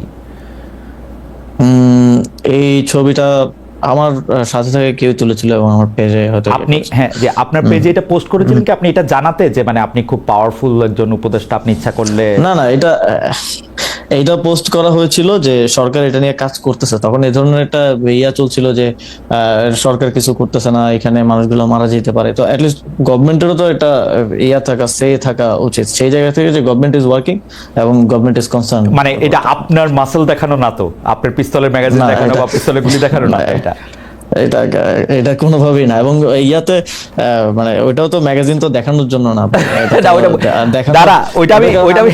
আমি নিজেও বিব্রত। আচ্ছা, কিন্তু ওই ছবিটা আপনি পোস্ট করেছিলেন এই কারণে না তো, দেখো যে আমি কিন্তু I'm here, I'm on the chair, আমি ওরকম বলার জন্য না তো? না, মানে আছে না একটা না, আমার মনে হয় যে এই সরকারের একটা দুর্বলতার জায়গা হচ্ছে সরকারের কমিউনিকেশন আসলে একটু কম। দেখা যায় আওয়ামী লীগের সময় আমরা দেখেছি যে কাজ যতটুকু করতে এর থেকে বেশি বলতো। তো এই সরকারের কমিউনিকেশনটা এই সরকারের একটা বড় দুর্বলতা, যে অনেক কাজ হচ্ছে কিন্তু সেগুলোর কমিউনিকেশন হচ্ছে না। মানুষ ভাবতেছে যে আমার কাছে তো মনে হয় যে আমাদের প্রেস সচিব, আমাদের সিনিয়র সাংবাদিক শফিক ভাই বেশ ভালোই করছেন, সরকার যতটুকু করছে তাতে। শফিক ভাই তো করছেন, শফিক ভাই তো মাননীয় প্রধান উপদেষ্টার প্রেস সচিব। সরকারে তো আরো 22-24 জন উপদেষ্টা আছেন, উপদেষ্টার বিশেষ সহকারীগণ আছেন। আপনি কয়জনকে আসলে মিডিয়াতে দেখেন? আচ্ছা, এটা কে ঠিক করে জনাব আসিফ? যে আমি এটা ওনাকে জিজ্ঞেস করছিলাম যে আপনার তো 22 জন উপদেষ্টা আছে, উনার অফিসে জিজ্ঞেস করছিলাম, আসলে ডেপুটি প্রেস সেক্রেটারির সাথে কথা হচ্ছিল যে 22 জন উপদেষ্টা আছে, যে এর মধ্যে আপনি কোন উপদেষ্টার কাজকে সামনে আনবেন, কোন কাকে পিছনে আনবেন? কারণ আমরা দেখি মাঝে মাঝে উপদেষ্টাদের কথাও প্রেস উইং থেকে বলা হয়, কিন্তু কার কথা কিভাবে বলা হবে এটা কি মানে ক্যাবিনেটে বসে আপনারা ঠিক করেন, নাকি ডক্টর ইউনূস নির্দেশ দেন যে এদের কথা বলবেন বা আমার কথা বলবেন? না, এটা হচ্ছে মাঝে মধ্যে হয়তো দেখেন যে ইয়ার সাথে শফিক ভাইয়ের সাথে সংবাদ সম্মেলন উপদেষ্টারাও থাকে, তো কনসার্ন যেই মন্ত্রণালয়ের কাজ হয়, যেমন আমার মন্ত্রণালয়ে একটা আইন পাস হলো, সেটার বিষয়ে ব্রিফ করার জন্য আমি ওনার সাথে গেলাম বা অন্য কারো কনসার্ন। তবে আমি দেখেছি যে উপদেষ্টার মধ্যে বেশিরভাগের মধ্যেই একটা মানে প্রচার বিমুখতা আছে, এবং স্বাভাবিকও, ওনারা তো আর পলিটিক্স করা বা ওনারা তো সামনে আসার যে পলিটিক্যাল গভর্নমেন্টের মধ্যে যে ড্রাইভটা থাকে যে আমি কাজ করছি এটা দেখাইতে হবে, এই যে একটা দায়ের জায়গা থাকে, তো এইটা তো ওনাদের নাই, সেই জায়গা থেকে কমিউনিকেশন গ্যাপ আছে। তো সেই জায়গা থেকেও মাঝে মধ্যে দেখা যায় যে মাঝে মধ্যে আমি চেষ্টা করি যে কমিউনিকেট করার, কারণ দেখা যায় যে এখন রিয়াকশনটা খুব দ্রুত হয় এখন, আওয়ামী লীগের আমলের মতো না, কিছু একটা ঘটলেই দেখা যায় যারা কনসার্ন আছে, এখন নাগরিকদের মধ্যে সচেতনতা বৃদ্ধি হয়েছে, স্টুডেন্টদের মধ্যে সচেতনতা বৃদ্ধি হয়েছে, খুব দ্রুত দেখবেন যে মাঠে নেমে চলে আসছে। তো ঠিকমতো কমিউনিকেশন না হওয়াটাও এই রিয়াকশনের একটা বড় কারণ বলে আমি মনে করি। তো এইগুলো ম্যানেজ করার জন্য আমার মনে হয় যে কমিউনিকেশনটা প্রয়োজন, সেই জায়গা থেকেই সেই বিষয়টা পোস্ট করা। ওকে, আমি আইন উপদেষ্টা ডক্টর আসিফ নজরুল আমাদের অনুষ্ঠানে এসেছিলেন, তখন তিনি আমার একটি প্রশ্নের জবাবে বলেছিলেন যে চট্টগ্রামের মেয়র শাহাদাত সাহেব কেন মেয়রের দায়িত্ব পেলেন, দক্ষিণ ঢাকার ইশাক সাহেব কেন পেলেন না। তখন তিনি আমার মানে প্রশ্নের পর প্রশ্নের জবাবে তিনি বলেছিলেন যে এইটা চট্টগ্রামের ক্ষেত্রে সেই সময়কার যে স্থানীয় সরকার উপদেষ্টা ছিলেন জনাব এফ হাসান আরিফ, তার কারণেই চট্টগ্রাম সিটিতে মেয়র হিসেবে দায়িত্ব পেলেন, কারণ তিনি একটি লিনিয়েন্ট ভিউ নিয়েছিলেন তার মেয়র পদে বসার ক্ষেত্রে, যেটা জনাব আসিফ নেন নাই, সেই জন্য ব্যাপারটার ক্ষেত্রে তিনি এটার মধ্যে সিদ্ধান্ত দিতে চান নাই। সার্বিকভাবে বিএনপির সিনিয়র নেতারা কিন্তু অভিযোগ করেন যে আপনি গায়ের জোরে আসলে জনাব ইশাককে বসতে দেন নাই। তো আপনি কি মনে করেন যে সপ্তাহ 10 দিন বা 15 দিনের জন্য জনাব ইশাক মেয়র হলে সেটা কি, মানে আপনি এটাকে পার্সোনালি নিয়েছেন কিনা বা নিয়েছেন কিনা, মানে এটা আপনার গায়ের জোরের ব্যাপারটা আসছে? হ্যাঁ, প্রথমত খালেদ ভাই পার্সোনালি নেওয়ার তো এখানে সুযোগ নাই। এখানে এই ধরনের জনগুরুত্বপূর্ণ ইস্যুর সিদ্ধান্ত সরকার সর্বোচ্চ পর্যায় থেকেই আসে, এবং এইখানে পার্সোনালি কোনো ডিসিশন নিয়ে তো আমি মানে নিজে ঝুঁকি নিতে চাইবো না। তো এই বিষয়ে সিদ্ধান্ত উপদেষ্টা পরিষদ এবং ফর্মালি ইনফর্মালি উপদেষ্টা পরিষদ থেকেই মানে হয়েছে, এবং তখন আইনি জটিলতা ছিল অনেকগুলো, যেটা আপনিও জানেন, এবং তখন এই যেহেতু আমি এই মন্ত্রণালয়ের দায়িত্ব অন্য যে কেউ থাকলে তাকেও উপদেষ্টা পরিষদের সিদ্ধান্তই বাস্তবায়ন করতে হতো। এবং আপনি যদি ইশাক ভাইয়েরও লাস্ট দু একটা প্রেস ব্রিফিং এ উনি নিজেও বলেছেন যে এটা উপদেষ্টা পরিষদের সিদ্ধান্ত, ডক্টর মোহাম্মদ ইউনূসকে ভুল বোঝানো হয়েছে, উপদেষ্টা পরিষদ ভুল বুঝাইছে, তো উনি কিন্তু নিজেও বলেছেন। তো সেই জায়গায় আমার একক স্বেচ্ছাচারী ভাবে এই ডিসিশন নেওয়ার আসলে না, ইয়াটা কোথায় আসে মানে শাহাদাত যখন মেয়র হন তখন হাসান আরিফ ছিলেন, ইশাক যখন মেয়র হতে পারেন নাই তখন আসিফ সাহেব ছিলেন, সেই জন্য মনে হয় যে এখানে আসিফ সাহেব কোনো কিছু করেছেন কিনা। না, এটা হাসান আরিফ স্যার হয়তো সেই সময়টার কথা আমার ঠিক মনে নেই, এটা হয়তো তিনি উপদেষ্টা পরিষদে আনেন নাই, কিংবা ওই বিষয়ে এত বেশি আইনি জটিলতাও ছিল না। তো উপদেষ্টা পরিষদে যখন যায় তখন আমার তো মানে স্টেশনের দায়িত্বে থাকা জায়গা থেকে হচ্ছে আমার ওই সিদ্ধান্তটা বাস্তবায়ন করাটা হচ্ছে আমার দায়িত্ব, এবং যেহেতু এখানে আইনি জটিলতা ছিল, একই সাথে এই সিদ্ধান্ত বাস্তবায়নের ক্ষেত্রে আমাদের আসিফ নজরুল স্যারও সহযোগিতা করছেন, অ্যাটর্নি জেনারেলও এইটার ক্ষেত্রে আইনি পরামর্শ দিয়েছেন আমাদেরকে। তো এটা যে এককভাবে আসিফ মাহমুদের, এটা রাজনৈতিক কারণে অনেক সময় বলা হয়ে থাকে, রাজনৈতিক প্রতিপক্ষ আমাকে অনেকে মনে করতে পারেন তারা সেভাবে অ্যাটাক করতে পারেন, কিন্তু শেষ পর্যন্ত তো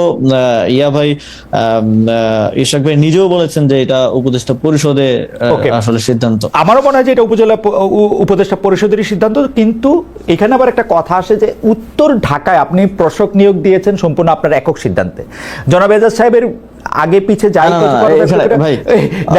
এইটা নিয়ে কি আপনি একটু বলবেন? ইদানিং আবার শুনতেছি যে এজাজ সাহেব আপনার এবং সৈয়দা রেজানা হাসান যিনি আরেকজন উপদেষ্টা, তাদের দুইজনের একক পছন্দ, তাদের আপনি একটু ভাই এজাজ ভাইয়ের নিয়োগটাও কিন্তু উপদেষ্টা পরিষদের সিদ্ধান্ত। এটা কোনো মানে এটা তো ফর্মাল এজেন্ডা উত্থাপন হয় নাই, কিন্তু উপদেষ্টা পরিষদের বিবিধে এই বিষয়ে আলোচনা হয়েছে, এবং ওই দিন আমি কোনো একটা কারণে আমি হয়তো সফরে ছিলাম, আমি উপদেষ্টা পরিষদের ওই বৈঠকে ছিলাম না, ইভেন ওই উপদেষ্টা পরিষদের বৈঠকে আমি নিজে ছিলাম না। তো সেই উপদেষ্টা পরিষদের সিদ্ধান্ত হয়েছে, আমাকে সিদ্ধান্ত জানানো হয়েছে, আমি সেটা বাস্তবায়ন করেছি। তো এখন এটা তো পারসেপশন, ওই যে বললাম যে রাজনৈতিক কারণে পারসেপশন তৈরি করা হয় যে একক সিদ্ধান্ত এত বড় জায়গায় আসলে নেওয়ার সুযোগ নেই। যদি একক সিদ্ধান্ত নেওয়ার সুযোগ থাকতো আমি লোকাল গভর্নমেন্ট ইলেকশন দিয়ে দিতাম আরো অনেক কিছু। আপনার কাছে কি মনে হয় না ডক্টর মোহাম্মদ ইউনূস যদি তার কোনো একটা বক্তব্যে বা কোনো জায়গায় কোনো কিছুতে যদি এটা পরিষ্কার করতেন যে এটা উপদেষ্টা পরিষদের সিদ্ধান্ত, তাহলে আপনার উপর এতগুলি জিনিস আসতো না, এবং ডক্টর মোহাম্মদ ইউনূস ইচ্ছা করে বা ডক্টর মোহাম্মদ ইউনূসের অন্যান্য উপদেষ্টা পরিষদ ইচ্ছা করে এটা জনাব আসিফের উপরে আনতেছেন? এরকম আপনার মনে হয়? এখানে হয়তো সরকার থেকে আরো ভালো কমিউনিকেশন করার মানে সুযোগ ছিল। এটা উনি নিজে না বলেও উনার প্রেস সচিবকে দিয়ে ওটা বলাতে পারতেন। আমি কিন্তু এটা এখন পর্যন্ত, মানে আপনি ঠিকই বলেছেন, ইশাক সাহেব বলেছেন যে এটা উপদেষ্টা পরিষদের সিদ্ধান্ত, কিন্তু উপদেষ্টা পরিষদের কারো মুখে বা এর কাছে কিন্তু শুনে আমার, মানে প্রফেসর আসিফ নজরুল আমার উপর্যুপরি প্রশ্নের জবাবে তিনি বলেছেন যে তখন হাসান আরিফ এটা খেয়াল করেন নাই, এবারে আসিফ সাহেব সেটা খেয়াল করেছেন। স্পষ্ট, আমি সত্যি মানে সামারি করলে এরকমই দাঁড়ায় কথাটা। তো আমার কাছে মনে হয়েছে যে, আমি জনাব হাসান আরিফকে অনেকদিন ধরে চিনি, আমার কাছে মনে হয়েছে যে যেটি জনাব হাসান আরিফের কাছে মনে হইলো যে না আইনি বিষয়ে এটি চলতে পারে, সেটি জনাব আসিফের যখন মনে না হইলো, তার মানে উনি ব্যক্তিগতভাবে ব্যাপারটা নিলেন। এটিকে আপনার মনে হয় না এটা পরিষ্কার করা দরকার ছিল সরকারের? হ্যাঁ, সরকারের পক্ষ থেকে আরো বেটার কমিউনিকেশন হতে পারতো, যেটা হয় নাই আনফরচুনেটলি। তবে এখানে আসলে ব্যক্তিগতভাবে আমি যেটা বারবার বলছি যে ব্যক্তিগতভাবে সিদ্ধান্ত নেওয়ার কোনো সুযোগই নেই। এত বড় গুরুত্বপূর্ণ বিষয়, যেই বিষয় নিয়ে যমুনার সামনে, মানে যমুনা পর্যন্ত ব্লকেড হয়ে গেল, অবরোধ হয়ে গেল, এরকম বিষয় নিয়ে আমি আসিফ মাহমুদ একা সিদ্ধান্ত নিয়ে নিব, এটা আসলে মানে এটা আমি মনে করি না যে কোনো সচেতন মানুষ এটা বিশ্বাস করবে। ইভেন যেহেতু মানে ইশাক ভাইও বলছে এটা খুব ক্লিয়ার যে এটা উপদেষ্টা পরিষদের সিদ্ধান্ত ছিল, এবং এজাজ ভাইয়ের নিয়োগটাও উপদেষ্টা পরিষদের সিদ্ধান্ত ছিল, এবং ওই দিন উপদেষ্টা পরিষদের ওই বৈঠকে পর্যন্ত আমি উপস্থিত ছিলাম না। আমার কাছে যেহেতু আমি স্টেশনের দায়িত্বে আছি, সেই জায়গা থেকে আমার হচ্ছে সিদ্ধান্তগুলো বাস্তবায়ন করতে হয়। আমার এখানে একটা রাজনৈতিক অ্যাঙ্গেল দেওয়ার চেষ্টা করা হয়, রাজনৈতিক বিভিন্ন ব্যাপার এখানে আছে। অ্যাবসলিউটলি। এবং বাংলা ভাষায় এই প্রবাদটাকে আমরা বলি যে পরের ঘাড়ে বন্দুক রেখে পাখি শিকার করা। এখানে আমরা আমরা আমরা একটু আপনার কাছে আসি। সেইটা হচ্ছে যে সম্প্রতি মুরাদনগরে, মানে ইনসিডেন্টালি আমি জনাব আসিফ মাহমুদ সচিব আপনার কাছ থেকে আরেকটু বেশি সময় আমি একটু চেয়ে নিচ্ছি, যে কারণ আমরা একটু আরো কিছু প্রশ্ন আপনার মধ্যে। সম্প্রতি মুরাদনগর, ইনসিডেন্টালি মুরাদনগর আমারও উপজেলা, মানে আমার পিতামহ সেই উপজেলা থেকে এসছেন, আমার বাবা দাদা যাদেরকে বলে আর কি। তো আমারও কিছু খবর পাওয়ার কিছু নিজস্ব সোর্স আছে, তো সেই জন্য আমি দায়িত্ব নিয়ে বলছি যে এইটা আসলে সরকারের সাপ্লাই করা কোনো সোর্স না। তো সেই জন্য আমি বলতেছি যে এই কথা তো ঠিক যে একই পরিবারের তিনজনের হত্যা, চাঁদাবাজি, সালিশ বাণিজ্য, যেমন নানা অভিযোগ ইউপি চেয়ারম্যান শিমুল বিল্লালের বিরুদ্ধে আসে। মানে মানে সারা দেশে আওয়ামী লীগের রাজনীতিতে জড়িত চেয়ারম্যান কেউ পলাতক, কেউ জেলখানায়, অনেককে চেয়ারম্যান থেকে বহিষ্কার করা হয়েছে, কিন্তু শিমুল বিল্লাল কিভাবে টিকে গেলেন? এখন এই কথা এই কারণে আসছে যে সরি শিমুল সাহেবের যে এইটা আসছে এরকম, সেইটার জন্য আপনার বাবা তাকে শেল্টার দিচ্ছেন, এবং আপনার বাবা তাকে শেল্টার দিচ্ছেন যে ক্ষমতা খাটিয়ে, সেই ক্ষমতার নাম হচ্ছে আসিফ মোহাম্মদ সজীব ভূঁইয়া। আপনি কি একটু বলবেন যে এই একটা নৃশংস অপরাধ, আমি বাংলা ভিশনের যে কি দেখানো হয়েছে সেখান থেকে আলাদা করে আমি যতটুকু জিনিস সম্পর্কে শিওর হতে পেরেছি শুধু ততটুকু জিনিসই আপনাকে বললাম, যে তিনজন, তার হত্যা, চাঁদাবাজি, সালিশ বাণিজ্য, ইউপি চেয়ারম্যান, সে আওয়ামী লীগ আমলে ছিল, সবটা মিলে যদি আপনি এটা বলতেন যে আপনার বাবা তাকে সেটা দিচ্ছেন কিনা, এবং আপনি আপনার পলিটিক্যাল গেইনকে সামনে রেখে আপনার বাবা বিএনপির এগেনস্টে আওয়ামী লীগের লোকজনকে দিয়ে একটা পলিটিক্যাল একটা জায়গা তৈরি করতে চাচ্ছেন কিনা?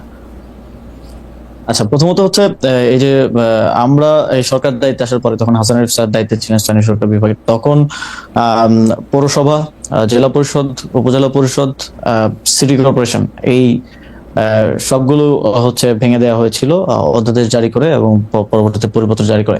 কিন্তু ইউনিয়ন পরিষদ ভাঙা হয় নাই। ইউনিয়ন পরিষদ ভাঙা হয় নাই এই বিবেচনায় যে এতগুলো ইউনিয়ন পরিষদে পরিচালনার মতো যথেষ্ট পর্যাপ্ত, মানে প্রশাসক দেওয়ার মতো পর্যাপ্ত অফিসার আমাদের আসলে ফিল্ড পর্যায়ে নাই। সেই কারণে ইউনিয়ন পরিষদ ভাঙা হয় নাই। এবং ইউনিয়ন পরিষদের ক্ষেত্রে যারা পলাতক ছিল, যেহেতু ভাঙা হয় নাই, অধ্যাদেশ পরিবর্তন হয় নাই, সেহেতু যে কাউকে যে কোনো সময় বের করে দেওয়ার সুযোগ নাই। যারা পলাতক ছিল তাদের ক্ষেত্রে স্পষ্ট উল্লেখ আছে 60 দিন স্টেশনে উপস্থিত না থাকলে তাকে বরখাস্ত করা যাবে। সেই প্রক্রিয়ায় অনেককে বরখাস্ত করা হয়েছিল। কিন্তু শিমুল বিল্লালের ঘটনা আমি পরবর্তীতে খোঁজ নিয়ে যতটুকু জেনেছি, তিনি স্বতন্ত্র প্রার্থী হিসেবে ইলেকশন করেছেন, এবং তিনি 5 আগস্টের পরে পলাতক ছিলেন না একদিনের জন্য, তিনি স্টেশনেই ছিলেন। তো নিয়ম অনুযায়ী আসলে তাকে ইয়া করা হয় নাই। এবং এই যে একটা রিপোর্টে বলা হয়েছে যে সব ইউনিয়ন পরিষদ চেয়ারম্যানদেরকে অপসারণ করা হয়েছে, এটা সম্পূর্ণ মিথ্যা। এই সংক্রান্ত ইউনিয়ন পরিষদ অধ্যাদেশ তখন ইয়া করা হয় নাই, তখন অ্যামেন্ডমেন্টও করা হয় নাই এবং পরিপত্র জারি করা হয় নাই। ইউনিয়ন পরিষদগুলো আগের মতোই বহাল ছিল, শুধুমাত্র যারা পলাতক ছিল, স্টেশনে ছিল না, যাদের বিরুদ্ধে অনাস্থা এসেছে, আইন অনুযায়ী তাদেরকে একটা অপসারণ সেকেন্ড, মানে করা আপনি কি হয়েছে। বলতে চাচ্ছেন যে জনাব শিমুল বিল্লাল আওয়ামী লীগের রাজনীতির সাথে জড়িত ছিলেন না? আওয়ামী লীগের রাজনীতির সাথে জড়িত ছিল কিনা আমি জানি না, হ্যাঁ। তবে স্বতন্ত্র প্রার্থী ছিল এতটুকু আমি জানি। আচ্ছা, তিনি স্বতন্ত্র প্রার্থী হিসেবে নির্বাচনে জয়ী হয়েছেন যতদূর আমি জানি। এবং শেল্টারের বিষয় যেটা বলা হয় যে ওই যে একটা ছবি দিয়ে হচ্ছে বলা হয় যে শেল্টার দেওয়া হচ্ছে, ওই ছবিটা কিন্তু ওই ঘটনারও আরো অনেকদিন আগের, এবং ছবিটা দেওয়ার সময় খুব ক্লেভারলি ওই যে নিচে যে ডেট লেখা থাকে, অনেক ফোন দিয়ে ছবি তুলে ডেট লেখা থাকে, ওই ডেট এন্ড টাইমটা আসলে কেটে দেওয়া হয়েছে। আমার কাছে ডেট এন্ড টাইম সহ ছবিটা আছে। তো এখানে একটা পারসেপশন তৈরি করা হয়েছে এই জায়গা থেকে। তো ঘটনা আমি স্থানীয় প্রশাসন, পুলিশ সবার সাথে কথা বলে যতটুকু জেনেছি, এই ঘটনাটা যেদিন ঘটে এবং বাদীর স্টেটমেন্টও আমি পেয়েছি যে যিনি ভিকটিম তিনিও বলেছেন যে আগের রাতে 2টায় ওইখানকার যিনি বিএনপির উপজেলা যুগ্ম আহ্বায়ক এবং ওই ইউনিয়ন পরিষদের সাবেক চেয়ারম্যান, তার বাসায় ওই বৈঠকটা হয়, যে বৈঠকে আসলে হত্যার বা হামলা করার সিদ্ধান্ত হয়েছিল। শাহ আলম, তিনি কিছুদিন আগে অ্যারেস্ট হয়েছেন। ওই বৈঠকে এখন যাকে আওয়ামী লীগের চেয়ারম্যান বলা হচ্ছে শিমুল বিল্লাল, তিনিও উপস্থিত ছিলেন। ওই বৈঠকে ওই ওয়ার্ডের মেম্বার উপস্থিত ছিল, ওই এলাকাবাসীর যারা মাথা আছে সবাই উপস্থিত ছিল। রাত 2টা বাজে বৈঠক হয়। এইটা কিন্তু হচ্ছে বাদীর স্টেটমেন্ট, আমার কাছে স্টেটমেন্ট অডিও রেকর্ড আছে। এটা বাদী নিজে বলছেন যে ওই বাসায় বৈঠক করে হত্যার সিদ্ধান্ত হয়। এবং প্রথম 15 দিনের বক্তব্য যদি দেখেন ভিকটিম ফ্যামিলির, কোথাও আমার নাম কিংবা আমার বাবার নাম নাই। এবং যেই ব্যক্তি এই ঘটনায় তার স্ত্রী হারিয়েছে, 2 সন্তান হারিয়েছে, তার স্টেটমেন্ট আছে, ছোটখাটো মিডিয়াতে এসেছে, যে তিনি বলছেন যে তাদেরকে এই ঘটনা ঘটার পরে বিএনপির নেতাকর্মীরা তাদের বাসায় যান, তাদেরকে নানাভাবে চাপ প্রয়োগ করেন, কুপরামর্শ দেন, উপদেষ্টার বাবা এবং উপদেষ্টার নাম মামলায় অন্তর্ভুক্ত করতে বলেন, কিন্তু তারা সেটাতে আপত্তি দেন এবং সেটা তারা করেননি। কিন্তু পরিবারের আরেকাংশকে এবং তার মেয়ের ব্যাপারে যখন আমরা বিভিন্নভাবে তার সাথে কথা বলার চেষ্টা করি, তিনি বলেন যে তার মেয়েকে তিনি আর সেই সময়ের পর থেকে পাচ্ছেন না, তার মেয়ে অন্য জায়গায় আছে। এবং এই যে বিভিন্ন ধরনের স্টেটমেন্ট, বক্তব্য, যেটা প্রথম 15 দিনে আসে নাই। আপনি তো যে কোনো ক্রাইমের ইয়ার ক্ষেত্রে যদি আপনি ভিকটিমের বক্তব্য নেন, তাহলে তো আপনার ফার্স্ট বক্তব্যটা বিশ্বাসযোগ্য হওয়া উচিত, যেটা পরবর্তীতে তাদেরকে। এবং আমরা এটা কি এরকম হতে পারে জনাব ভূঁইয়া, এটা কি এরকম হতে পারে যে প্রথম দিকে আপনার ভয়ে তারা সত্যি কথা বলতে পারেন নাই? আমার ভয় তো প্রথম দিকে যদি আমার ভয়ে না বলতে পারে, পরে কিভাবে তাহলে বলতেছে? অনেক কষ্টে সাহস এটা এবং এবং না, এখানে যদি যার স্ত্রী মারা গেছে, যার 2 সন্তান মারা গেছে, এবং উনি সেখানে থাকলে উনিও হয়তো মারা যেতে পারতেন, তিনি বলছেন যে তাদেরকে চাপ প্রয়োগ করা হয়েছে। এই ভিডিওটা আছে, আমি প্লে করে আপনাকে শোনাতে পারি, যে তাদেরকে চাপ প্রয়োগ করা হয়েছে, তাদেরকে কুপরামর্শ দেওয়া হয়েছে যেন তারা আমাদের নাম অন্তর্ভুক্ত করেন, কিন্তু তারা সেটা প্রাথমিকভাবে রিফিউজ করেছেন। ওকে, তার নিজের স্টেটমেন্ট আছে। ওকে, আমার মনে হয় যে আমরা আরেকটু অন্য জায়গায় যাই। যে সম্প্রতি আপনার বাবা বিল্লাল হোসেনের বিষয়ে আরেকটা অভিযোগ এসেছিল, যেটা আপনি আসলে স্বীকার করেছেন, যে একটা ঠিকাদারি লাইসেন্স হওয়ার পর আপনি এটা বিব্রত হয়েছিলেন। আপনি বলেছিলেন যে সেটি আসলে একটি ভুল এবং এটি প্রত্যাহার করা হয়েছিল এবং তার এটিকে নিষেধ করা হয়েছে। কিন্তু আমরা দেখেছি যে একটা স্কুলের সহকারী প্রধান শিক্ষকের উপর অত্যাচার, যেটি আসলে মানে তাকে বিবস্ত্র করে অমানবিক নির্যাতন চালানোর কথা, তিনি এই অভিযোগ করেছিলেন যে বিল্লাল হোসেনকে 2014 সালে বহিষ্কার করা হলে তখন আমি ভারপ্রাপ্ত প্রধান শিক্ষক হয়েছিলাম, সেটাই বিল্লাল হোসেন অর্থাৎ আপনার পিতা, সেটাই তার আসলে এই মানে প্রতিশোধ নেয়ার কারণ। এইটা সম্পর্কে আপনি একটু কিছু বলবেন যে এইটার বিষয়টা কি? হ্যাঁ ভাই, প্রথমত ওই রিপোর্টে তো খুব সুন্দর করে দেখানো হয়েছে, কান্নাকাটি সহ ইমোশন দিয়ে ইয়া করা হয়েছে। তো আমার কাছে এখানে পেপারেই আছে যে এই যে বহিষ্কারের কথা যেটা বলা হচ্ছে, এটা হচ্ছে বাবার স্বাক্ষর নকল করে এবং হাইকোর্টের ভার্ডিক্ট আছে যে এই স্বাক্ষরটা নকলকৃত। এটা টেকনিক্যাল অ্যাসেসমেন্ট করে ভার্ডিক্ট দেওয়া হয়েছে। স্বাক্ষর নকল করে একটা পদত্যাগ পত্র, মানে অব্যাহতি পত্র, যে উন্নত চাকরি হয়েছে বিধায় আব্বু হচ্ছে যে প্রধান শিক্ষকের পদে অব্যাহতি এবং ছাড়পত্র প্রসঙ্গে এই যে আমার কাছে এটা আছে, যে স্বাক্ষর নকল করে ওনাকে আসলে বহিষ্কার করা হয়েছে, যদিও সেখানে বলা হয়েছে যে অর্থ আত্মসাতের কারণে বহিষ্কার করা হয়েছে। আমার কাছে হাইকোর্টের এখানে ভার্ডিক্টও আছে এবং শিক্ষা বোর্ডের ভার্ডিক্ট আছে। এটা ওই সময় তো আর আমি উপদেষ্টা ছিলাম না, যে ওই সময়ের ভার্ডিক্ট আছে যে এটা স্বাক্ষর নকল করে তাকে তার পদ থেকে সরানো হয়েছে। এবং এটা তখনকার সহকারী প্রধান শিক্ষক হওয়ার জন্য এবং তখনকার ম্যানেজিং কমিটির সভাপতি তার কিছু কথা না শোনার জন্য এই ষড়যন্ত্রটা তখন করা হয়েছে। এবং আমার কাছে এই তখন, এবং এই যে শিক্ষারানী যার কথা বলা হচ্ছে, তিনিও 4 বার বহিষ্কৃত হয়েছেন। 4 বার, একবার না 4 বার, এবং 4 বারের মধ্যে 3 বারই ওই সময়কার যিনি ম্যানেজিং কমিটির ডিরেক্টর মানে সভাপতি মোহাম্মদ আলীর দ্বারা 3 বার তিনি ইয়া হয়েছেন। পরবর্তীতে তাদের মধ্যে বোঝাপড়া হয়েছে এবং তারা বাবার বিরুদ্ধে এটা করেছে, যদিও হাইকোর্টের রায় একবার না, যখন শিক্ষা বোর্ড আব্বুকে পুনর্বহাল করলো ওরা সেটা মানলো না। আপনার কাছে কি মনে হয় যে এই যে একটা ষড়যন্ত্র বা আপনি যেটাকে বলছিলেন যে এইভাবে সাজানো গোছানো জিনিস, এটার কারণ কি? জনাব বিল্লাল সাহেব কি রাজনীতিতে ওখানে সক্রিয়, নাকি তিনি রাজনীতি করবেন, নাকি আপনি উপদেষ্টা হওয়ার পরে আপনার এই জায়গার শত্রু বেড়েছে বলে আপনি মনে হয়? এটা আমি মুরাদনগরের বিষয়ে যদি বলি, মুরাদনগরের ইয়াটা ছিল নির্বাচন করা কিংবা রাজনীতি করার জায়গা থেকে না। কারণ মানে আমি যদি রাজনীতি করিও আমার মানে রাজনীতির সেন্টারটা মুরাদনগর হওয়াটা আমার জন্যই আরো নেগেটিভ। কারণ যোগাযোগ থেকে শুরু করে সময়, কারণ আমি পলিটিক্স করলে আমি ন্যাশনাল জায়গা থেকে, ন্যাশনাল অ্যাপ্রোচ থেকে করবো, আমি তার স্থানীয় পর্যায়ের নেতা হিসেবে রাজনীতিটা করবো না।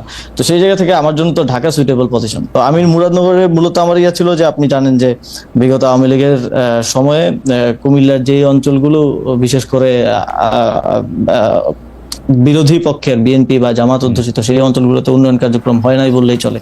এবং আমার এখানে আমি এসে দেখলাম যে অনেকগুলো কাজ স্যাংশন হয়ে আছে, বরাদ্দ আছে, কিন্তু সেগুলোর কাজগুলো আসলে শুরু করা হয় নাই ওই আঞ্চলিক বৈষম্যের কারণে। আমি সেই কাজগুলা আসলে করতে চাইছি এলাকায়, এবং ওই সংক্রান্ত যেই কার্যক্রম সেটার সাথে ঠিকাদারি নিয়ে মানে ঠিকাদারি সংক্রান্ত টাকা পয়সা, ঠিকাদারি সংক্রান্ত কিছুই না এখানে। আসলে যেই লাইসেন্সটা বাবা করেছিলেন সেটা ছিল জেলা পর্যায়ের একটা লাইসেন্স। এটা মানে অত বড় লাইসেন্সও না, যেটা আসলে এক্সিএন কর্তৃক মানে জেলা ইঞ্জিনিয়ার যিনি থাকে স্থানীয় সরকারের, তিনি এটা দিয়েছেন। এবং সেটা আমি অবগত ছিলাম না। রিপোর্ট করার আগে আমাকে সাইর ভাই নক দিয়েছিলেন যে এরকম একটা বিষয় আমি পাইছি, এইটা তুমি জানো কিনা। পরে আমি খোঁজ নিয়ে জানলাম যে এটা সত্য, এবং আমি ওনাকে বলার পরে উনি রিপোর্ট করলেন, এবং পরের দিন যথারীতি আমি সেটা, যেহেতু আমি এখানে দায়িত্বে থাকা অবস্থায় এটা স্বার্থের সংঘাত হয়, সেই জায়গা থেকে এটা ইয়া করা।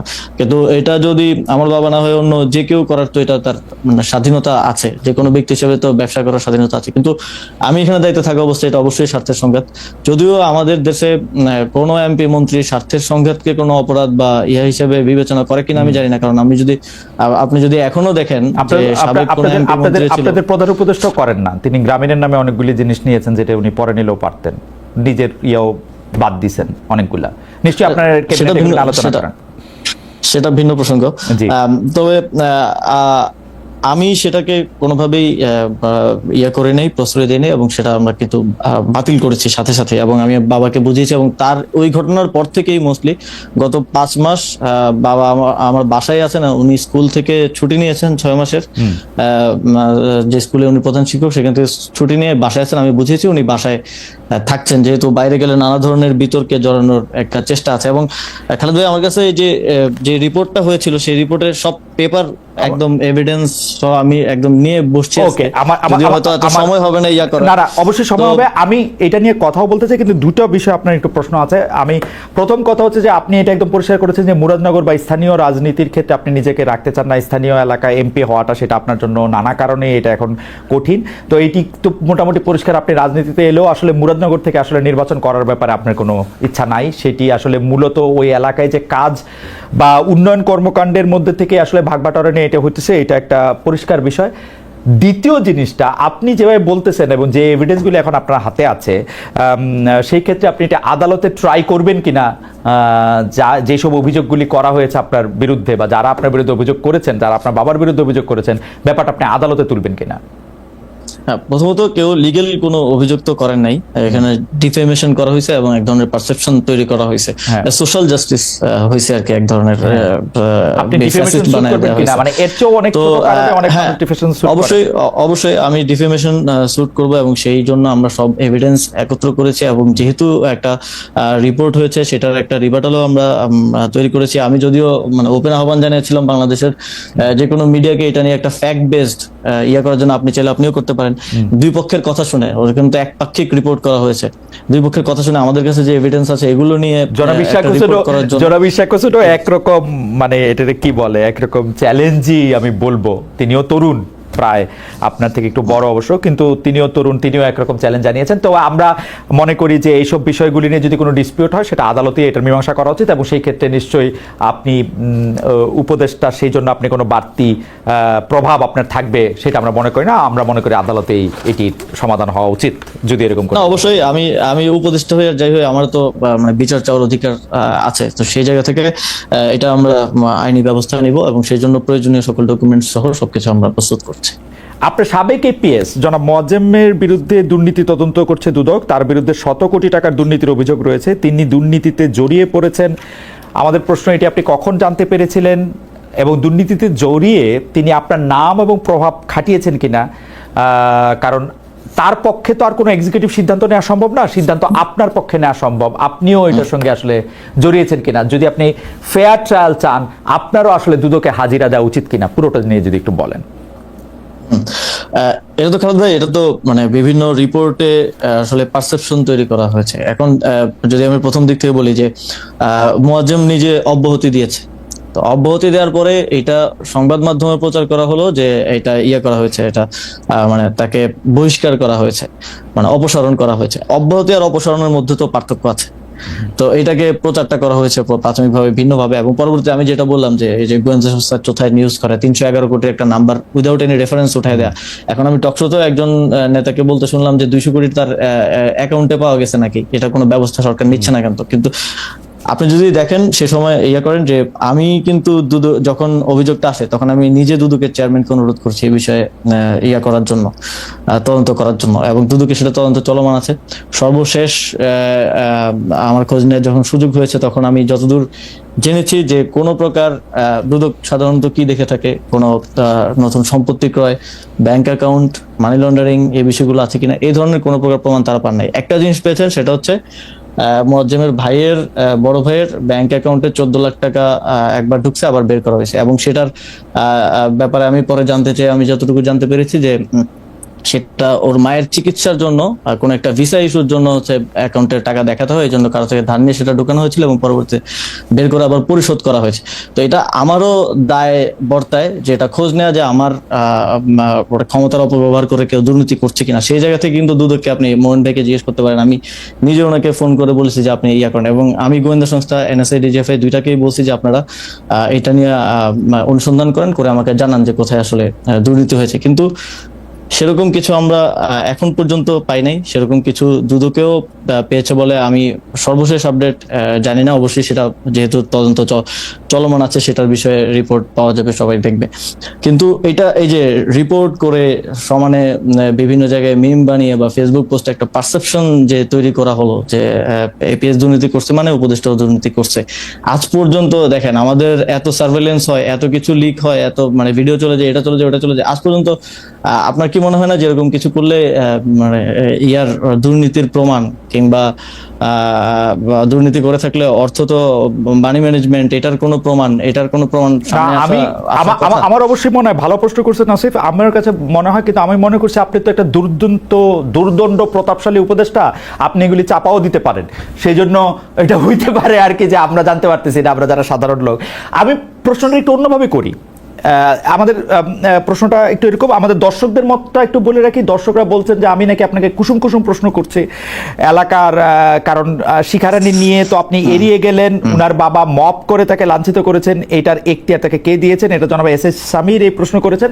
আপনি এটার জবাব একটু এইটার পরে দিয়ে আপনি শুধু এইটা বলেন যে ডক্টর মোহাম্মদ ইউনূস বলেছিলেন যে তার উপদেষ্টারা এবং তার সরকারে যারা থাকবেন তারা সম্পদের হিসাব দিবেন। আপনি কি আপনার সম্পদের হিসাব দিতে রেডি আছেন? মানে আপনি কি আপনার সম্পদের হিসাব দিবেন? মানে এই উপদেষ্টা হওয়ার পরে কি আপনার সম্পদ অনেক বেড়েছে? মানে দুইটাই যদি একটু বলেন। সম্পদের হিসাবের ক্ষেত্রে সম্পদের হিসাব প্রথম মাসে আমাদের থেকে চাওয়া হয়েছিল, কিন্তু আমার কোনো আমি যেহেতু আয়কর এর আগে আমি আয় করতাম না, তো আয়কর রিটার্ন তো আপনি জানেন যে 3 নাম্বার খোলার পরে 1 বছর পরে আয়কর রিটার্ন জমা দিতে হয়। তো আয়কর রিটার্ন জমা দেওয়ার সময়টা হয় না, সে কারণে আমি সম্পদের হিসাব দিতে পারি না। আমি ক্যাবিনেটকে অবগত করেছি যে আমি এর আগে কোনো আয় করতাম না, যে কারণে আমার 3 নাম্বারটা নতুন খোলা হয়েছে। তো সম্পদের হিসাবটা আমি যখন এই যেহেতু 1 বছর অলমোস্ট হয়ে গেছে এবং এখন আমার অবশ্যই সরকারি বেতন ভাতা আছে, আয় আছে, তো এইটা আমি যথারীতি দিব এবং আয়কর রিটার্ন জমা দেওয়ার পরে এটা আমি সরকারের কাছেও দিব এবং পাবলিক ডোমেইনেও আমার সম্পদের আয় ব্যয়ের হিসাবটা আমি দেব। ওকে, আর মপ করে শিখারানির ব্যাপারটা কি আপনি এটার কোনো জবাব দিতে চান? জনাব এস এস সামির একটা কথা বলুন। হ্যাঁ, অবশ্যই এখানে মানে মপ করে যেটা বলা হচ্ছে একটা ভিডিওতে দেখানো হচ্ছে, কিন্তু সেখানে মানে ফ্রেমিংটা খুব ইন্টারেস্টিংলি করা হয়েছে। শিখারানী যখন তিনি প্রধান মানে ভারপ্রাপ্ত প্রধান শিক্ষক ছিলেন, যখন বাবাকে এই যে স্বাক্ষর জালিয়াতি করে অব্যাহতি দেওয়া হলো 3 কি 4 বছর 5 বছর বোধহয়, তো সেই সময়টাতে তিনি শিক্ষার্থীদেরকে মানে কেউ হিজাব পরে আসলে তাকে মারধর করা। আমাদের ওই স্কুলে আমি 2 বছর পড়াশোনা করেছি, ক্লাস 6-7। তো স্কুলের পাশে হচ্ছে একটা মসজিদ আছে, ওই মসজিদ এবং স্কুলের সংযোগের জন্য একটা পকেট গেট আছে, ওই পকেট গেটটা উনি বন্ধ করে দিয়েছিলেন যাতে স্টুডেন্টরা নামাজ না পড়তে পারে, স্টুডেন্টদেরকে মারধর করা। আপনার মনে আছে খালেদ ভাই, 5 আগস্টের পরে ইভেন হলিক্রস কলেজের মতো ইয়াতেও যেসব টিচারদেরকে স্টুডেন্টরা পছন্দ করতো না, তাদের বিরুদ্ধে এক ধরনের মব তৈরি করা হয়েছিল।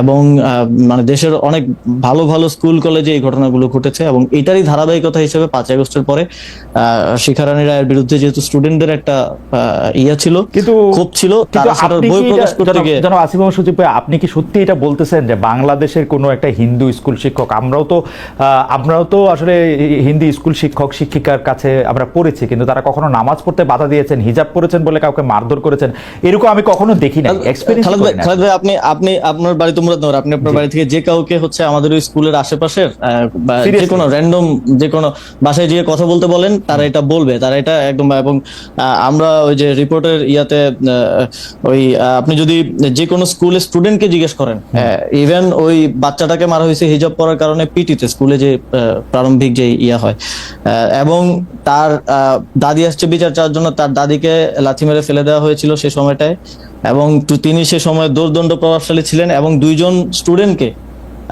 স্টুডেন্টকে তার কথা না শোনার কারণে তিনি পুলিশ দিয়ে অ্যারেস্ট করেছিলেন, মানে 2জন আন্ডার এজ মানে স্কুলের স্টুডেন্ট আর কি, 14-15 বছরের 2টা বাচ্চাকে। এইগুলো আপনি সেখানে ওই আশেপাশের অভিভাবক যারা আছে যে কাউকে জিজ্ঞেস করলে এই বিষয়গুলো আপনারা জানতে পারবেন। বেশি দিন আগের তো ঘটনা না, 2014 সাল থেকে 19 সালের ঘটনা। তো এখন যে মবটা ইয়া করা হলো, সেটাতে কি আপনার ভূমিকা ছিল কোনো? আপনি বলেছিলেন যে তোমরা যাও গে। 5 আগস্টের পরে যেভাবে আসলে বিভিন্ন স্কুলে সারা দেশে মব হয়েছে, আমরা সরকার থেকে সেটা নিউট্রালাইজ করার জন্য চেষ্টা করেছি।